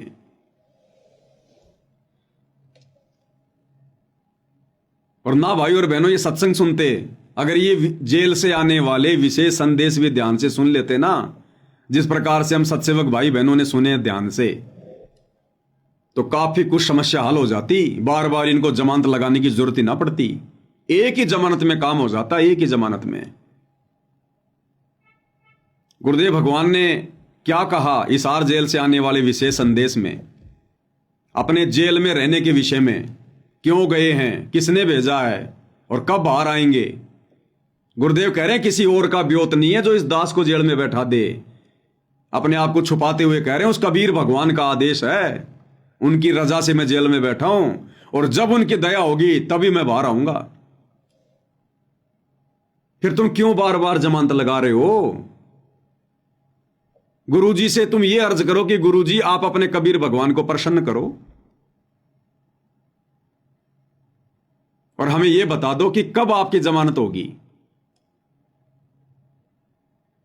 लेकिन भैया कबीर भगवान कब प्रसन्न होगा? आप लोगों के अनुसार सतगुरु रामपाल जी पर कबीर भगवान कब प्रसन्न होगा? वो तो प्रसन्न ही है, लेकिन गुरु कब प्रसन्न होगा? जब संगत अपने गुरु को प्रसन्न करने वाले कार्य करेगी। तो क्या कह रहे हैं गुरुदेव भगवान? क्या तुम ये सत्संग नहीं सुनते? गुरुदेव कह रहे हैं उस परमात्मा के हुक्म से, उनके आदेश से बैठा हूं। उन्होंने मौका दिया मुझे जेल में बैठने का, उनके आदेश से, और जब उनका आदेश होगा तभी बाहर आऊंगा। फिर क्यों जमानत पे जमानत, जमानत पे जमानत? क्यों भक्तों का पैसा बर्बाद कर रहे हो इन कोर्टों में जमानत लगवा लगवा के? क्यों संगत को मूर्ख बना रहे हो? गुरु जी आ रहे हैं, गुरु जी आ रहे हैं, गुरु जी आ रहे हैं। क्या कह रहे हैं परमात्मा? आपको समझाने के लिए, आपकी बुद्धि का विकास करने के लिए ये रह के सत्संग सुनाए जा रहे। आप इनको बहुत गौर से सुना करो। गौर से एक तो बात देखो, थोड़ा सा विचार करो। अब सुनो। अब परमात्मा की रजा हुई दास को कहाँ रखा गया है? जेल में। ये उसका आदेश है, किसी और का ब्योत नहीं ऐसा कुछ करते। अब परमात्मा की रजा हुई दास को कहाँ रखा गया है? ये उसका आदेश है, किसी और का ब्योत नहीं ऐसा कुछ करते। अब परमात्मा की रजा हुई दास को कहाँ रखा गया है? जेल। ये उसका आदेश है, किसी और का ब्योत नहीं ऐसा। क्या कह रहे हैं गुरुदेव भगवान? ये उसका आदेश है, अपने आप को छुपा कर कह रहे हैं कि उस कबीर भगवान का आदेश है, किसी और का ब्योत नहीं है। यानी किसी और की औकात नहीं है, ना किसी जज की, ना किसी प्रशासन की, जो उनको जेल में बैठा दे। कह रहे हैं ये उनका आदेश है, किसी और का ब्योत नहीं है, किसी और की औकात नहीं है जो ऐसा कर दे। अरे तो आश्रम वालों, गुरुजी से प्रार्थना करो कि गुरुजी आप अपने कबीर भगवान से पूछो, फिर आपकी जमानत कबीर भगवान कौन से दिन करवाएंगे, और आप हमें बताओ, फिर उसी दिन हम जमानत लगा दें।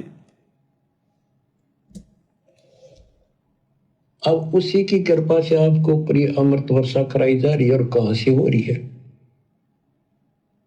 कभी स्वप्न भी ना लेना इन बातों के। और ये ज्यादा नहीं हुआ करती।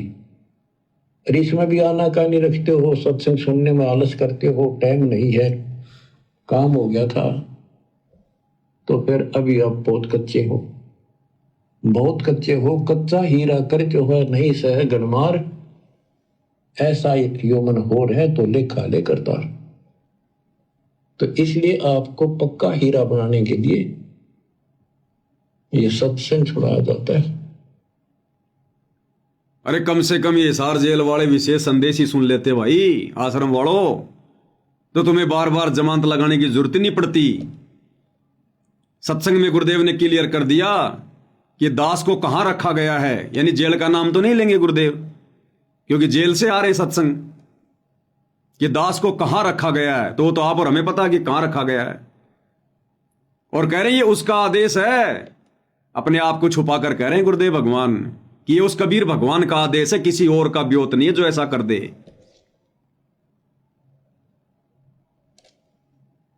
हाई कोर्ट में जमानत लगाएंगे, तुम चाहे सुप्रीम कोर्ट में चले जाओ, तुम चाहे इंटरनेशनल कोर्ट में चले जाओ, जब तक ये भगवान प्रसन्न नहीं होगा। और भगवान प्रसन्न होगा भक्तों की भक्ति देखकर, भक्तों की मर्यादा देखकर, उनका आचरण देखकर, उनका भक्ति भाव देखकर। और तुम इन चीजों के आसपास भी नहीं हो आश्रम वालों, आसपास भी। तो कैसे भगवान अपनी जमानत के लिए जज को प्रेरणा कर देगा? नहीं करेगा। तो शिक्षा लो, सबक लो, मोक्ष के लिए जुड़े हो, राजनीति के लिए नहीं जुड़े हो। अगर सतगुरु रामपाल जी के मार्ग में उपदेश लेकर अगर यही बकवाद करनी थी तो फिर क्यों जुड़े? ये बकवाद तो दूसरे संतों के मार्ग में भी चलती है, ये वही कर लेते बैठ के। संत की बदनामी करके और पाप जमा करने क्यों आ गए भाई? या तो वो उपदेश ले जो भक्ति करे, जो भगवान को प्रसन्न करे, जो ज्ञान को आधार बनावे। तुमने तो आधार बना लिया अपने कोऑर्डिनेटरों को, गुरुजी के परिवार को, वकीलों को, बड़े बड़े भक्तों को तुमने आधार बनाया, इन लोगों को। तो भाई इन चीजों को आधार बनाने से सौपन में भी मुक्ति नहीं हो सकती, सौपन में भी भक्तों।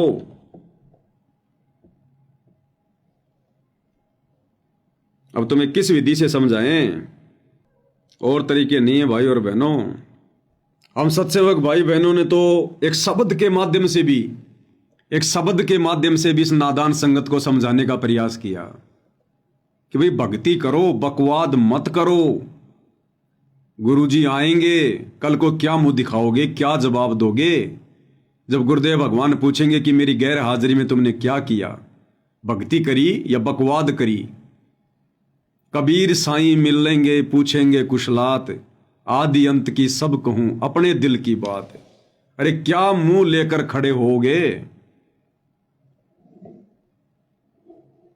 अरे गुरु को हिसार जेल से बाहर आने के लिए वो कहां रहेंगे? उसके लिए उनको मकानों की जरूरत नहीं है जो तुम 5-5 मंजिल की बिल्डिंग बना रहे हो।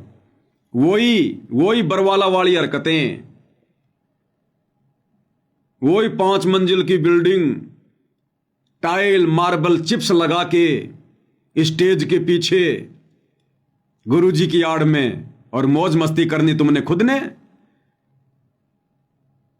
परमात्मा यहां पर टाइल मार्बल के मकान जो है बनवाने के लिए आता है क्या इस गंदे लोक में? अपने भक्तों को भी परमात्मा कहते हैं साधारण सा मकान बनाओ, झोपड़ी डाल लो, भक्ति करनी है केवल। वो बरवाला आश्रम में 5 मंजिल का टाइल मार्बल का आलीशान महल बनाने का आदेश गुरुदेव देंगे?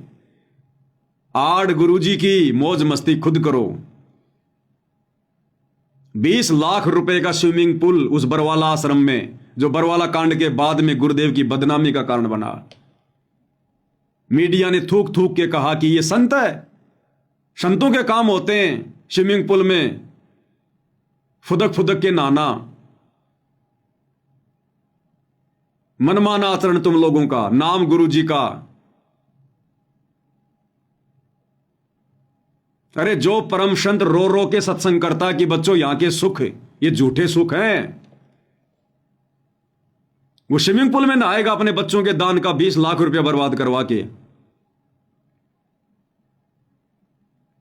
उनकी आंखों के सामने उनके लाखों बच्चे, हजारों बच्चे जो बरवाड़ा आश्रम में जाते थे, वो बेचारे बाथरूमों में नहाया करते थे, और ये बाप, ये समर्थ, ये उस स्विमिंग पूल में नहाएगा। सारा मनमाना आचरण इन लोगों का, और ये सारी चीजें फिर बरवाला कांड में बदनामी का कारण बनी। और वो ही काम इन्होंने धनाना में शुरू कर दिया, दूसरे आश्रमों में शुरू कर दिया। स्टेज के पीछे कोई 3-3 मंजिल की, कोई 5-5 मंजिल की, और नाम क्या कह रहे हैं? गुरुजी का निवास बन रहा है। गुरुजी जब आएंगे तो गुरुजी का आवास बन रहा है। अरे गुरुजी 200-400 फुट के नहीं है, इस कार लोग के अनुसार लीला कर रहे हैं। 6.5 फीट हाइट है, और परमात्मा कहते हैं घर तो 3.5 हाथ, घड़ा तो 4.25। इससे अधिक जो बनाता है उसको नहीं विचार। 5-5 मंजिल में रहेंगे गुरुदेव भगवान। अरे फिर से कोई धनाना कांड करवाने की तैयारी है क्या? उस आश्रम के भी ताले लगवाओगे क्या? स्विमिंग पूल, 5 मंजिल का मकान है। सतगुरुदेव भगवान को बाहर आने के बाद में इन पत्थरों के मकानों में बैठने की जरूरत नहीं है। वो पत्थरों के मकान नहीं बनवाते, वो अपने भक्तों के हृदय में मकान बनवाते हैं। गुरुदेव भगवान को अपने भक्तों के हृदय में जगह चाहिए। अरे इतनी औकात बनाओ कि तुम अपने गुरुजी को अपने हृदय में बैठा सको, क्षमा सको, वो भगवान सहर्ष तुम्हारे हृदय में बैठ सके। गुरु भक्ता मम आत्म सोई, वाके हृदय रो समोई। इन पत्थरों के मकानों में बैठाने से परमात्मा प्रसन्न नहीं होता। ये टाइल मार्बल चिप्स के मकान बनाने से गुरु प्रसन्न नहीं होता। अपने दिल में जगह दो गुरु को, तब आएगा गुरु जेल से बाहर। छोड़ दो ये बकवाद भाई और बहनों, छोड़ दो। खून के आंसू रोने पड़ेंगे, खून के आंसू। तुमने क्या सोचा काल कोई नशे की दवा खा के सो रहा है? इस समय आत्माओं को सतलोक ले जाने का वचन, छूट उस काल के वचन अनुसार काल ने दे रखी है कि आप कलयुग में जितने मर्जी जीव ले जाना, अपने भोजन को कोई इतनी आसानी से जाने देगा क्या? सतगुरु से ज्यादा प्रयास संगत को तोड़ने का, बरगलाने का, भ्रमित करने का, धोखा देने का काल कर रहा है। और तुम्हें पता हो सामने प्रकट नहीं होता। जो लोग गुरु को मानुष मानते हैं, मर्यादा तोड़ते हैं, उनमें भूत की तरह प्रवेश करके फिर वो संगत की ऐसी तैसी करवाता है। संगत माई कुसंगत उपजे जैसे बण में बांस है। तो ये बण में बांस है, ये कोऑर्डिनेटर गुरु जी का परिवार, ये बड़े बड़े परम भगत आश्रम संचालक है, ये बंबू है बंबू। और इन्होंने उखाड़ दिए संगत के तंबू। और कितना समझाया करते थे आप लोगों को, शब्द तक बना बना के कि मूर्खों की आंखें खुल जाएं। तो लास्ट में पूज्य गुरुदेव भगवान के आशीर्वाद से, अब इसको सतगुरु की महिमा तो नहीं कह सकते, लेकिन इस नादान संगत की जो अपने काल प्रेरित कुकर्मों के चलते आए दिन सतगुरु को हिसार जेल में खून के आंसू रुला रही है, उन्हें बाहर आने से रोक रही है। रोकने का मतलब सतगुरु तुम्हारे आचरण को देखकर बाहर नहीं आ रहा, तुम्हारे रवैयों को देखकर बाहर नहीं आ रहा। वो जज में बार बार वो प्रेरणा कर देता है और जज की कलम ना चाहते हुए भी जमानत को कैंसिल कर देती है।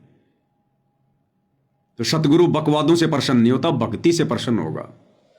और ये भक्ति तुम्हें ये काल करने नहीं देगा इन आश्रम वालों के माध्यम से। जब तक तुम इनके संपर्क में रहोगे, इन आश्रमों में जाओगे, आंख बंद करके इनके आदेशों की पालना करोगे। बंदी छोड़ सतगुरु रामपाल जी परमेश्वर जी की जय हो।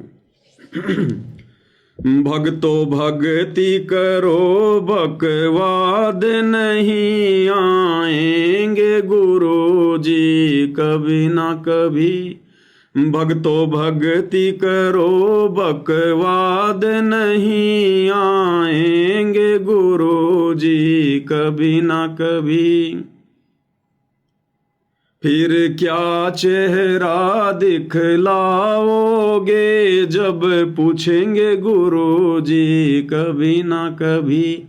फिर क्या चेहरा दिखलाओगे जब पूछेंगे गुरु जी कभी ना कभी। जब पूछेंगे गुरुदेव भगवान के नालायकों, उस परीक्षा के समय में तुमने क्या किया? मैं तुम्हारी परीक्षा ले रहा था जेल में बैठकर।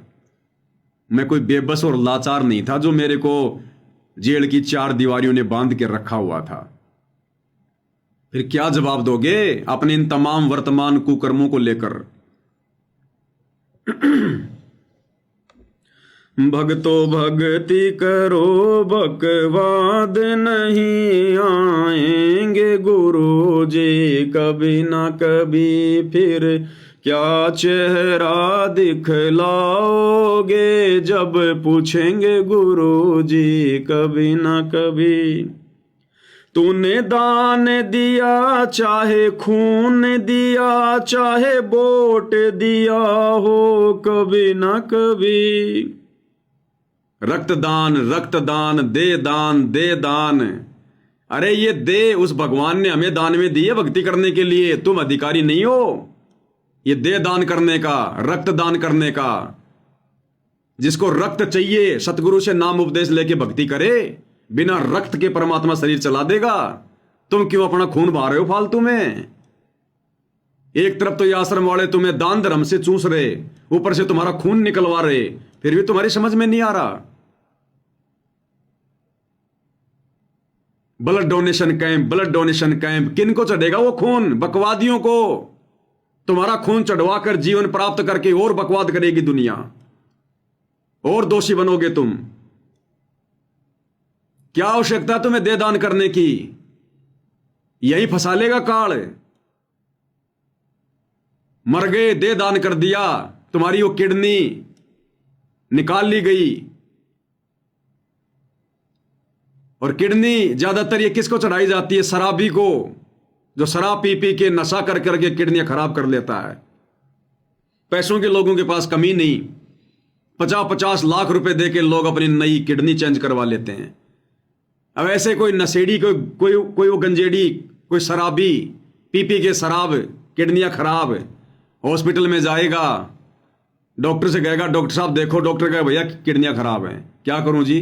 भैया 40 लाख रुपए लगेंगे, किडनी की व्यवस्था हो जाएगी, कर दो जी चेंज।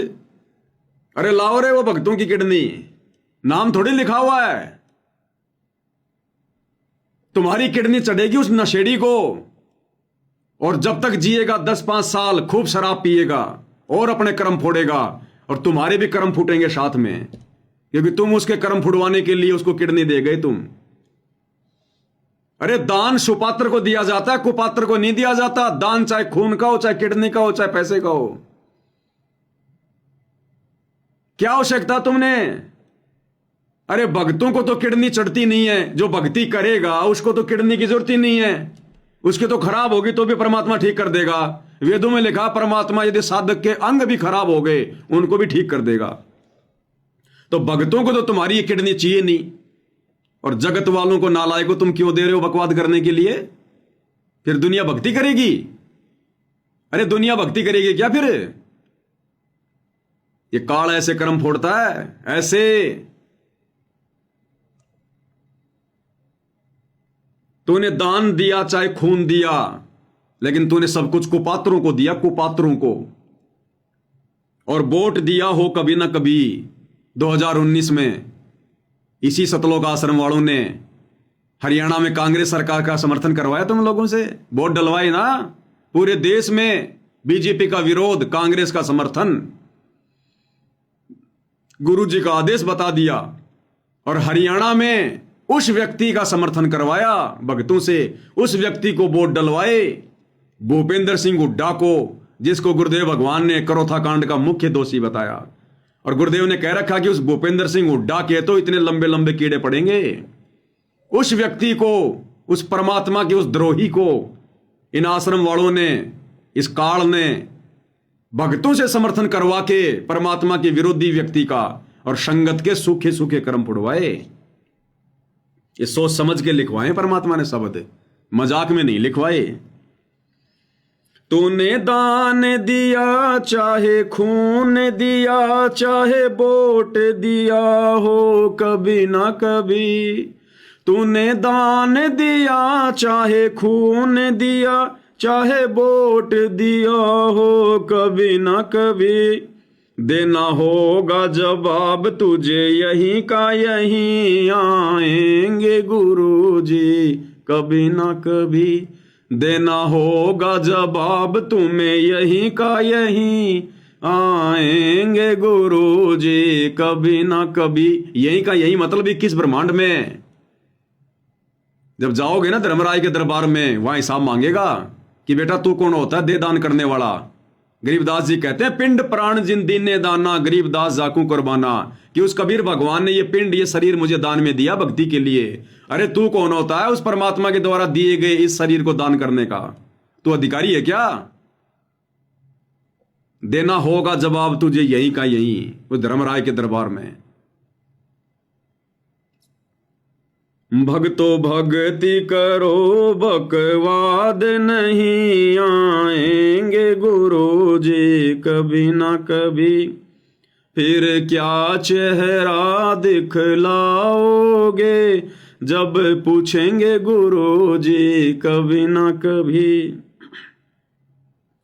क्यों नाम लिया गुरु ज्ञान लिया, क्यों नाम गुरु का बदनाम किया।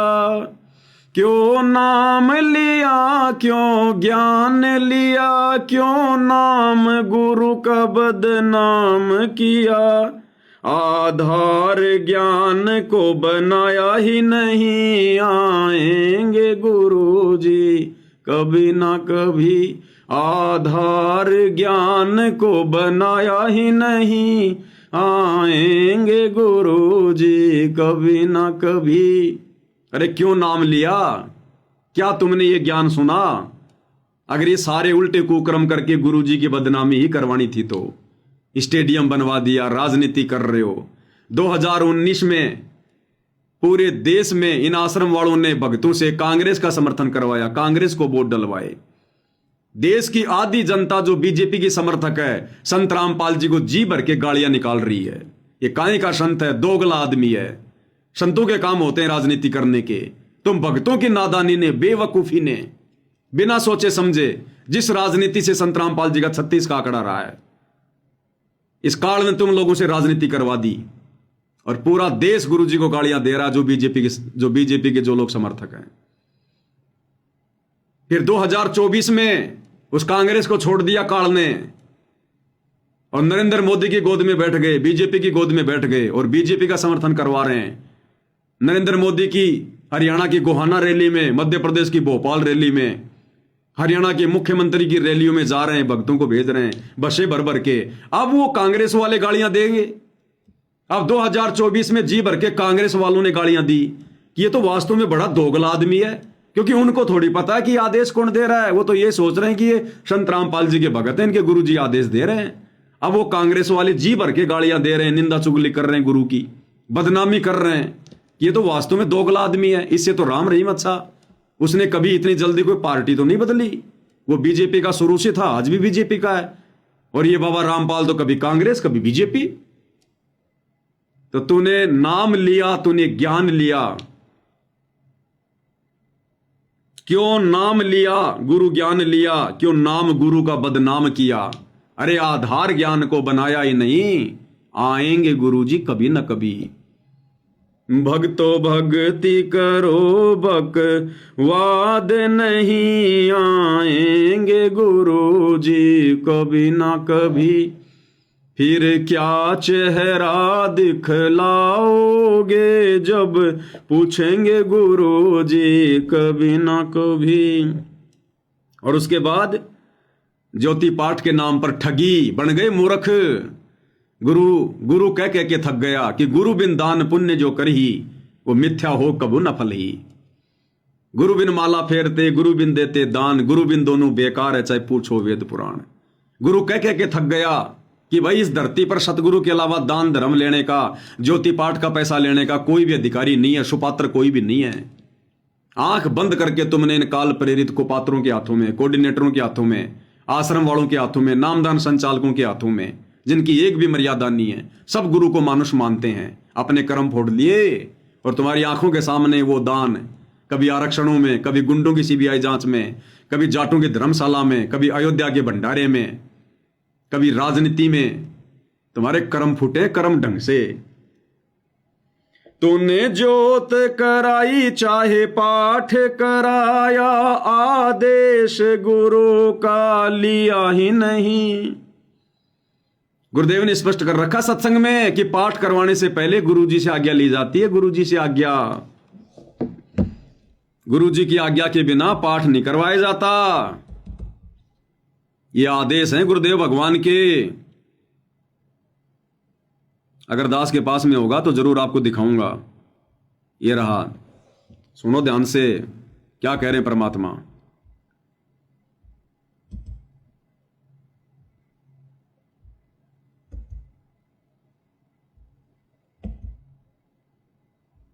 बिन दान पुण्य जो करे। गुरुदेव कह रहे हैं पाठ करवाने से पहले गुरु से आदेश लेना पड़ता है। अरे गुरुजी तो 2014 से हिसार जेल में बैठे हैं और कई लाखों भक्तों ने पाठ करवाए, ज्योतियां करवाई है। और कितने लोग गए हिसार जेल में आदेश लेने के लिए, कितने लोग गए गुरुजी से हिसार जेल में आदेश लेने के लिए कि गुरुजी इन आश्रमों में इन भक्तों को पाठ करवाएं या ना करवाएं। बस मूर्ख बना दिया पीले पर्चे दिखा दिखा के, नकली ऑडियो एआई से बना के। अब तो सरेआम फिल्में बना रहे हैं एआई से। अरे अब तो विश्वास करो, तुम्हें किस कदर ठग लिया काल ने। तो 25 मिनट की फिल्म एआई वाली, अब भी तुम्हारी आंखें नहीं खुली। उस 25 मिनट की फिल्म में सीधा सीधा पूरा वीडियो एआई से बनाया गया। गुरुजी की आवाज हूबहू, जो मर्जी बुलवाया गया गुरुजी से, जो मर्जी। अब भी तुम्हारी आंखें नहीं खुल रही। ऐसे ही तुम्हारे को ऑडियो वीडियो के नाम से मूर्ख बनाया जा रहा है। उस वीडियो में देखो किस प्रकार से एआई से गुरुजी की आवाज में क्या कहलवाया गया। वो चाय की दुकान वाला कह रहा कि महाराज जी चाय समोसा लगा दूं। संत रामपाल जी की आवाज में एआई से हूबहू क्या कहलवाया जा रहा है। हाँ हाँ लगा दो भगत जी, चाय समोसा लगा दो। संत रामपाल जी महाराज स्कूटर को रास्ते में एक चाय की दुकान के पास रोक देते हैं। राम राम महाराज जी। राम राम भगत जी। महाराज जी चाय समोसा लगा दूं? हाँ भगत जी लगा दीजिए। सुन लिया, ये काल आने वाले समय में तुम्हारा चाय समोसा लगाएगा, तुम्हारा नाश्ता करेगा, तुम्हारा, क्योंकि इसने अपना काम पूरा कर लिया, तुम्हारी मर्यादा तुड़वा दी, गुरु की नजरों से तुम्हें नीचे गिरा दिया। अब तुम कितने शाणे बन जाओ, अब तुम काल की खुराक हो, काल की खुराक है। गुरु के दिल से उतरे वो शब्द बिहुना होए, उसको काल घसीट ही राख सके ना कोई। अब ये बनेगी तुम्हारे साथ में। तो ऐसे तुम्हें मूर्ख बनाया गया, एआई से ऑडियो वीडियो बना बना के, तुम्हें लाइव दिखा दिखा के। और क्या कह रहे हैं परमात्मा, पाठ करवाने से पहले गुरु की आज्ञा लेनी चाहिए। क्या तुमने गुरुदेव के इस आदेश की पालना की? कितने लोग गए हिसार जेल में ये पूछने के लिए कि गुरुजी हम पाठ करवाएंगे ना करवाएं? सब बेड़ चाल में। कोऑर्डिनेटर ने कह दिया, पीला पर्चा निकाल दिया, नकली एआई से ऑडियो आ गई, बच्चों पाठ करो, दान करो, मेरी आत्मा बहुत खुश हो रही है। अगर इतनी गुरुदेव की आत्मा खुश होती तुम भक्तों से, तो कब के आ जाते बाहर हिसार जेल से, जमानत की भी जरूरत नहीं पड़ती, कब के आ जाते। वो भगवान तो अपने बच्चों से मिलने के लिए वो तड़प रहा है, लेकिन बच्चे इस लायक नहीं हैं कि बाप उनको अपने गले से लगा सके। बच्चे अभी बदबू मार रहे हैं, बदबू, काल की गंदगी में सने हुए हैं। सत्संग नहीं सुने संगत ने। ये सत्संग क्यों दिए भगवान ने गांव गांव जाकर लोगों की गालियां खा खा के? सत्संग ही भक्ति का मूल है।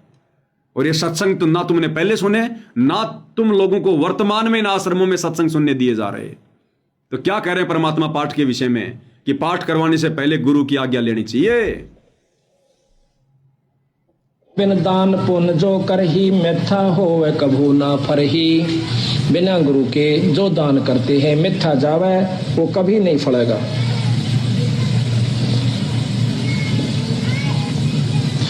गुरु बिन होम यज्ञ जो साधे, और 10 मन पातक लागे। गुरु बिन कोई पाठ कोई हवन ये नहीं करवाना चाहिए, गुरु की आज्ञा लेकर फिर करवाना चाहिए।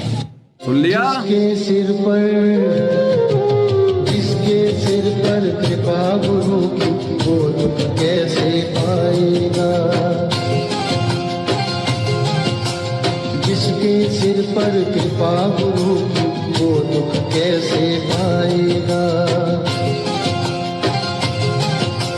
नाम गुरु जी का जप लेगा, नाम गुरु जी का जप लेगा, जीवन सफल बनाएगा। जिसके सिर पर कृपा गुरु की, वो दुख कैसे पाएगा। जिसके सिर पर कृपा गुरु की, वो दुख कैसे पाएगा।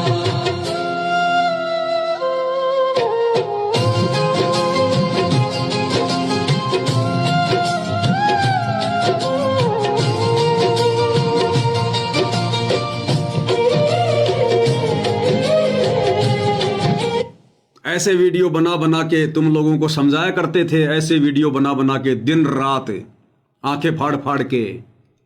हमारा कोई स्वार्थ नहीं है, हमें तुम ज्योति पाठ और दान के पैसे नहीं दे रहे आश्रम वालों। हर प्रकार से परमात्मा ने वीडियो बनवा बनवा के तुम्हारी आंखें खुलवानी चाहिए। लेकिन परमात्मा कहते हैं गधे की आंख में अगर कोई घी डालता है ना, तो गधा सोचता है कि मेरी आंख फोड़ना चाह रहा है, क्योंकि उसमें इतनी बुद्धि होती है, इतनी, जिसकी जितनी बुद्धि उतना ही समाए, उसका बुरा मत मानियो, बेचारा अधिक कहां से लाए। तो मालिक ने कोई कमी नहीं छुड़वाई अपने सत्सेवक बच्चों के माध्यम से तुम आश्रम वालों की आंखें खुलवाने में। तो पाठ के विषय में क्या सुना आपने, एक बार फिर से सुन लो। गुरुदेव कहते हैं पहले गुरु की आज्ञा लेनी चाहिए, उसके बाद में पाठ करवाना चाहिए। बिन दान पुण्य जो करही मिथ्या होवे कभू ना फरही। बिना गुरु के जो दान करते हैं मिथ्या जावे, वो कभी नहीं फलेगा।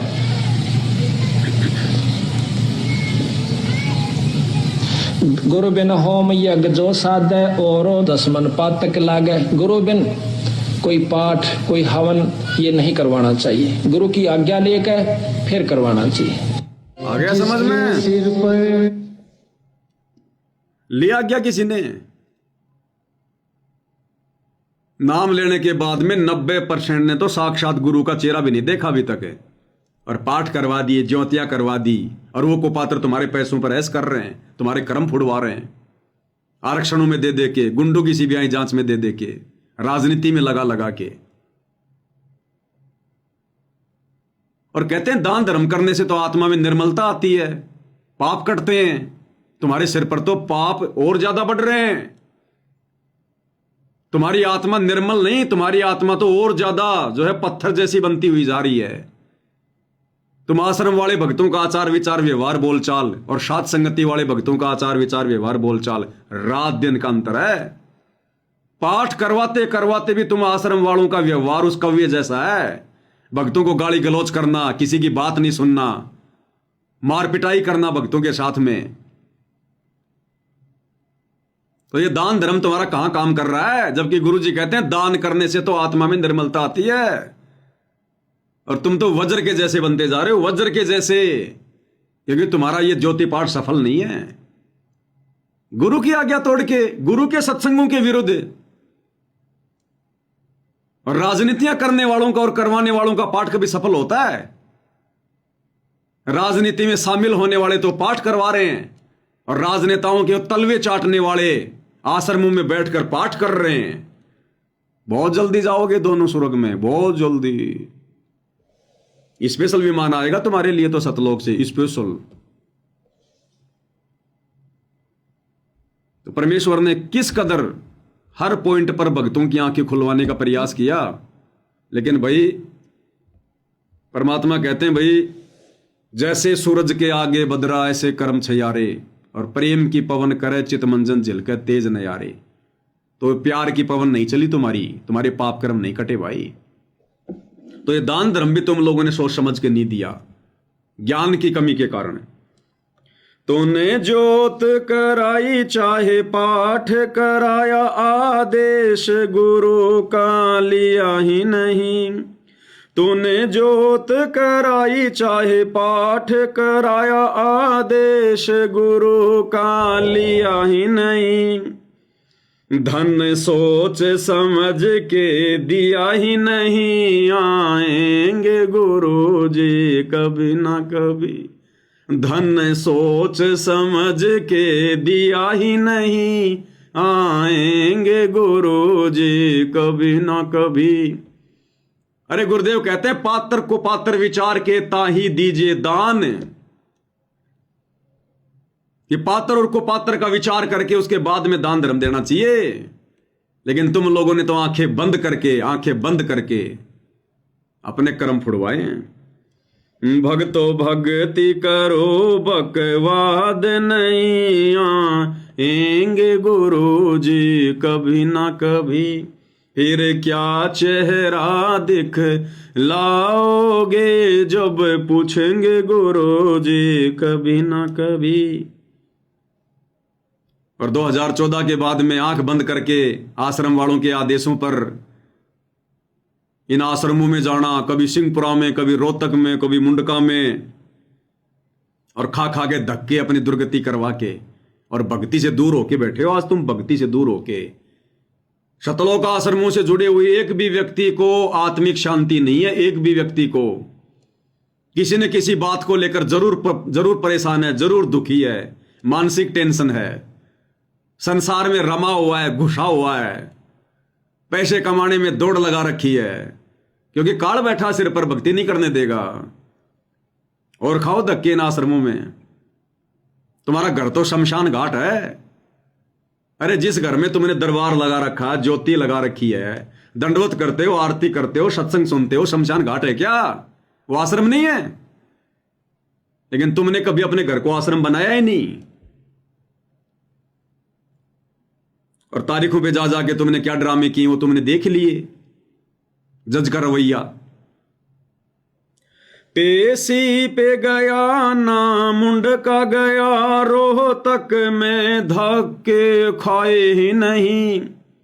धनाना से पहले इनका रोहतक में आश्रम था, सिंहपुरा में, और दिल्ली के मुंडका में तो अभी भी है, और तारीखों पर ये भेजाई करते थे। पेशी पे गया ना मुंड का गया, रोहतक में धक्के खाए ही नहीं। पेशी पे गया ना मुंड का गया, रोहतक में धक्के खाए ही नहीं। गुरु दिल से दूर कभी हुआ नहीं, नहीं आएंगे गुरु जी कभी ना कभी। गुरु दिल से दूर कभी हुआ ही नहीं, आएंगे गुरु जी कभी ना कभी। अब यहां पर सत्सेवकों ने समझदारी दिखाई कि हमने तुम लोगों की तरह उन तारीखों पर, उन पेशियों पर धक्के नहीं खाए, उन आश्रमों में जा जाके धक्के नहीं खाए, दान धर्म के नाम पर नहीं लुटे, कुपात्रों को देकर अपने कर्म नहीं फोड़े। और हमारा गुरु तो सदा हमारे दिल में बसता है, घटी में गंगा घटी में जमुना घटी में जगदीश। गुरु भगता मम आत्म सोई, वाके हृदय रो सोई। जो गुरु के पक्के भगत हैं, परमात्मा उनके हृदय में निवास करता है। तो आज तो तुम्हारी आंखें बंद हैं, आने वाले दिनों में पता चलेगा गुरुमुखी कौन है और गुरुद्रोही कौन है। जिनको तुम पक्के गुरु भगत मान के बैठे हो, ये पक्के काल के एजेंट हैं। और जिनको तुम गुरुद्रोही समझ रहे हो, साथ संगत वालों को, इनसे बढ़कर संसार में परमात्मा की आत्मा नहीं है। तो हम नहीं गए, पेशी पे गया ना मुंड का गया, रोहतक में धक्के खाए ही नहीं। और गुरु दिल से दूर कभी हुआ ही नहीं, आएंगे गुरु जी कभी ना कभी। भक्तो भक्ति करो बकवाद नहीं, आएंगे गुरु जी कभी ना कभी। फिर क्या चेहरा दिखलाओगे, जब पूछेंगे गुरु जी कभी ना कभी। और आगे परमात्मा ने जो लिखवाया आज से 3 साल पहले, ये 3 साल हो गए शब्द को लिखे हुए, जब दास हिसार जेल में था।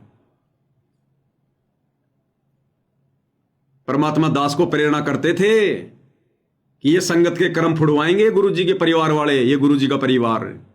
और देख लो इन 3 वर्षों में सबसे ज्यादा कुकर्म, ये राजनीति वगैरह, आन उपासना, परशुराम की जयंती, ये सारे कुकर्म इन्होंने पिछले 3 वर्षों में किए हैं। परिवार गुरु का भरमाएगा तुझे, मर्यादा तोड़ मरवाएगा तुझे। परिवार गुरु का भरमाएगा तुझे, मर्यादा तोड़ मरवाएगा तुझे। तुझे दूर गुरु से करवाएगा यही, आएंगे गुरु जी कभी ना कभी। तुझे दूर गुरु से करवाएगा यही, आएंगे गुरु जी कभी ना कभी। आज वो ही हो गए 100%। गुरु के परिवार ने भ्रमित किया और गुरु से दूर करवा दिया। जिन बातों से गुरु दुख पावे, उन बातों को दूर भगावे। तुमने सारे वो कुकर्म किए हैं भक्ति विरुद्ध, जिससे गुरु दुखी हो। और इन काल एजेंटों ने, गुरु जी के परिवार ने, तुम नादान संगत वालों को गुरु से दूर करवा दिया। अरे संध्या आरती पढ़ते हो, कीर्तगनी भूले नरलोई, और जा घट निश्चय नाम ना होई। जो कीर्तगनी व्यक्ति होता है ना, कौन होता है? जो गुरु के द्वारा किए गए उपकारों को भुला दे। तो तुम लोगों ने गुरु के उपकार भुला दिए। गुरु ने कब कहा राजनीति करने का, राजनेताओं को वोट देने का, उनकी रैलियों में जाने का, परशुराम की जयंती में जाने का? अरे गुरु तो कहते हैं 100 वर्ष सतगुरु की पूजा, एक दिन आन उपासी, वो अपराधी आत्मा पड़े काल की फांसी। परशुराम की जयंती पर जाने का तुम्हारा क्या मतलब था? काल ऐसे ही मरवाता है सूक्ष्म चाल। तो मर्यादा तोड़ मरवाएगा यही। मरवा दिया गुरु के परिवार ने तुम्हारी मर्यादा तोड़वा के। भक्तो भक्ति करो बकवाद नहीं, आएंगे गुरु जी कभी ना कभी। भक्तो भक्ति करो बकवाद नहीं, आएंगे गुरु जी। अब सबसे बड़ी कमी क्या रही? साध संगति की। हाथ जोड़ जोड़ के विनती करते थे लास्ट में, जुड़ जाओ साध संगति से, जुड़ जाओ। कोई आधार कार्ड जमा नहीं करवाना, कोई फॉर्म नहीं भरना, कोई तुमसे पैसे नहीं ले रहे, कोई ज्योति पाठ दान का पैसा नहीं ले रहे तुम्हारे से। अरे सिर्फ वीडियो देखने और ज्ञान को आधार बनाओ, घर बैठ के भक्ति करो। कितनी विनती की तुमसे साध संगति से जुड़ने की, तुम्हारे कान पर जू भी नहीं रहेंगी। और अब आने वाले समय में देखना जब तुम्हारी दुर्गति पे दुर्गतियां होंगी। तू साध संगत में आया ही नहीं, तूने मर्म ज्ञान का पाया ही नहीं। तू साध संगत में आया ही नहीं, तूने मर्म ज्ञान का पाया ही नहीं। तूने विश्वास गुरु पर किया ही नहीं, आएंगे गुरु जी कभी ना कभी। तूने विश्वास गुरु पर किया ही नहीं, आएंगे गुरु जी कभी ना कभी। कहां विश्वास किया संगत ने अपने गुरु पर? अरे सार नाम कौन दे सकता है? परमात्मा क्यों आता है सतलोक से सार नाम देने के लिए? और इस नादान संगत ने गुरु का हिसार जेल से बाहर आने का भी इंतजार नहीं किया और इन कुपात्रों से वो फर्जी सार नाम सार शब्द ले लिया और अपनी दुर्गति करवा ली। अरे पाड़ोसी से अपने पेट में बच्चा डलवाने वाली औरत कभी पतिव्रता नहीं हो सकती। ये भक्ति रूपी बच्चा, ये सार नाम सार शब्द केवल सतगुरु देने का अधिकारी है। ये प्रथम नाम भी कोई देने का अधिकारी नहीं है सृष्टि में। सतनाम सार शब्द तो बहुत दूर की बात है। वो सार नाम देने के लिए तो भगवान सतलोक से चल के आया है। सोहम नाम हम जग में लेके आए और सार नाम हमने गुप्त छुपाए। उस गुप्त नाम को इन काल के एजेंट आश्रम वालों को देगा गुरु। एक 15 रुपए की डीवीडी में डाल के आलू टमाटर की तरह एक एक पाठ के चक्कर में बांटने के लिए देगा गुरु। क्या गुरु इनके आचरणों से वाकिफ नहीं है? गुरु को पता नहीं है इन लोगों का? इनके असंख्य जन्मों की कुंडली का पता गुरु को। यह छटनी का समय था, परीक्षा का समय था, बहुत सोच समझ के निर्णय लेना था। इन्होंने तो बकवाद करनी थी काल प्रेरणा से, और सतगुरु ने भी भक्तों की परीक्षा लेनी थी कि कौन मेरे ज्ञान को समझा। और पड़ोसियों से जाके पेट में बच्चा डलवा लिया। अब वो बच्चा किसका कहलाएगा? अरे वेश्या के बच्चे को कौन अपना नाम देता भाई? वेश्या के बच्चे को कोई अपना नाम देता है क्या? तुम्हारी वो दुर्गति कर दी इन आश्रम वालों ने। 2014 बरवाला कांड के बाद ये सार नाम और सार शब्द जिन जिन लोगों ने लिया है, प्रथम नाम और शतनाम तक तो कोई बात नहीं, लेकिन सार नाम और सार शब्द जिन जिन लोगों ने लिया है उन्होंने अविश्वास प्रकट किया है कि ना जाने गुरु जी आएंगे कि नहीं आएंगे। अरे गुरु फिर यहां पर बाजरे की रखवाली करने आता है क्या? भेड़ बकरियां जो है चराने आता है क्या? अरे सार नाम ही तो देने आता है जो संसार में नहीं होता। भक्ति के मंत्रों का आविष्कार करके अपने भक्तों को देने तो आता है। वेद नहीं पढ़े क्या? जब गुरुजी ने पढ़ाए सो रहे थे क्या? अविश्वास प्रकट किया तुम लोगों ने। अविश्वास, गुरु का विश्वास तोड़ दिया तुम लोगों ने। और कहते हैं काठ की हांडी केवल एक बार चढ़ती है, दोबारा नहीं। बहुत समझाया था भाई, रो रो के समझाया करते थे। इन आश्रम वालों की गालियां खा खा के, इनके लठ खा खा के तुम्हें समझाया, जेल जा जा के तुम्हें समझाया, फिर भी तुम्हारी आंखें नहीं खुली आश्रम वालों, अंध भक्तों। अब तो तुम्हारा सब कुछ बर्बाद हो चुका है, सब कुछ। फिर भी तुम्हारे पास में समय है, जब तक गुरुदेव भगवान जेल से बाहर नहीं आते हैं। भगत बन के दिखा दो अपने भगवान को। जितनी तुमने मूर्खता की है, जितनी तुमने गलतियां की हैं जाने अनजाने में, नाक रगड़ रगड़ के माफी मांग के, और इन आश्रम वालों से सवाल जवाब करो। मुंह करके भी मत शो इन आश्रमों की तरफ जब तक सदगुरु रामपाल जी भगवान बाहर ना आ जाए। 1 रुपया मत दो इनको पात्रों को, काल के एजेंटों को अपने घर पे रखो। गुरु के आने के बाद देना, संकल्प कर लो। सतगुरु तुम्हारे नोट के उन कागज के टुकड़ों का भूखा नहीं है। जिसने 21 ब्रह्मांड काल को भीख में दे रखे हैं, वो तुम्हारे पाठ का भूखा है क्या? कहते हैं साधु भूखा भाव का, धन का भूखा नहीं। जो कोई धन का भूखा वो साधु भी नहीं। धन के भूखे तो ये आश्रम वाले थे जिन्होंने तुम्हारे को चूस लिया, तुम्हारे को चूसे हुए आम की तरह। आम में से आम चूस के गुठली निकाल के कैसे वो पिचका पिचका होता है, तुम्हारी यह हालत कर दी है। लेकिन फिर भी मालिक दयालु है, जब तक इस जेल से बाहर नहीं आते हैं।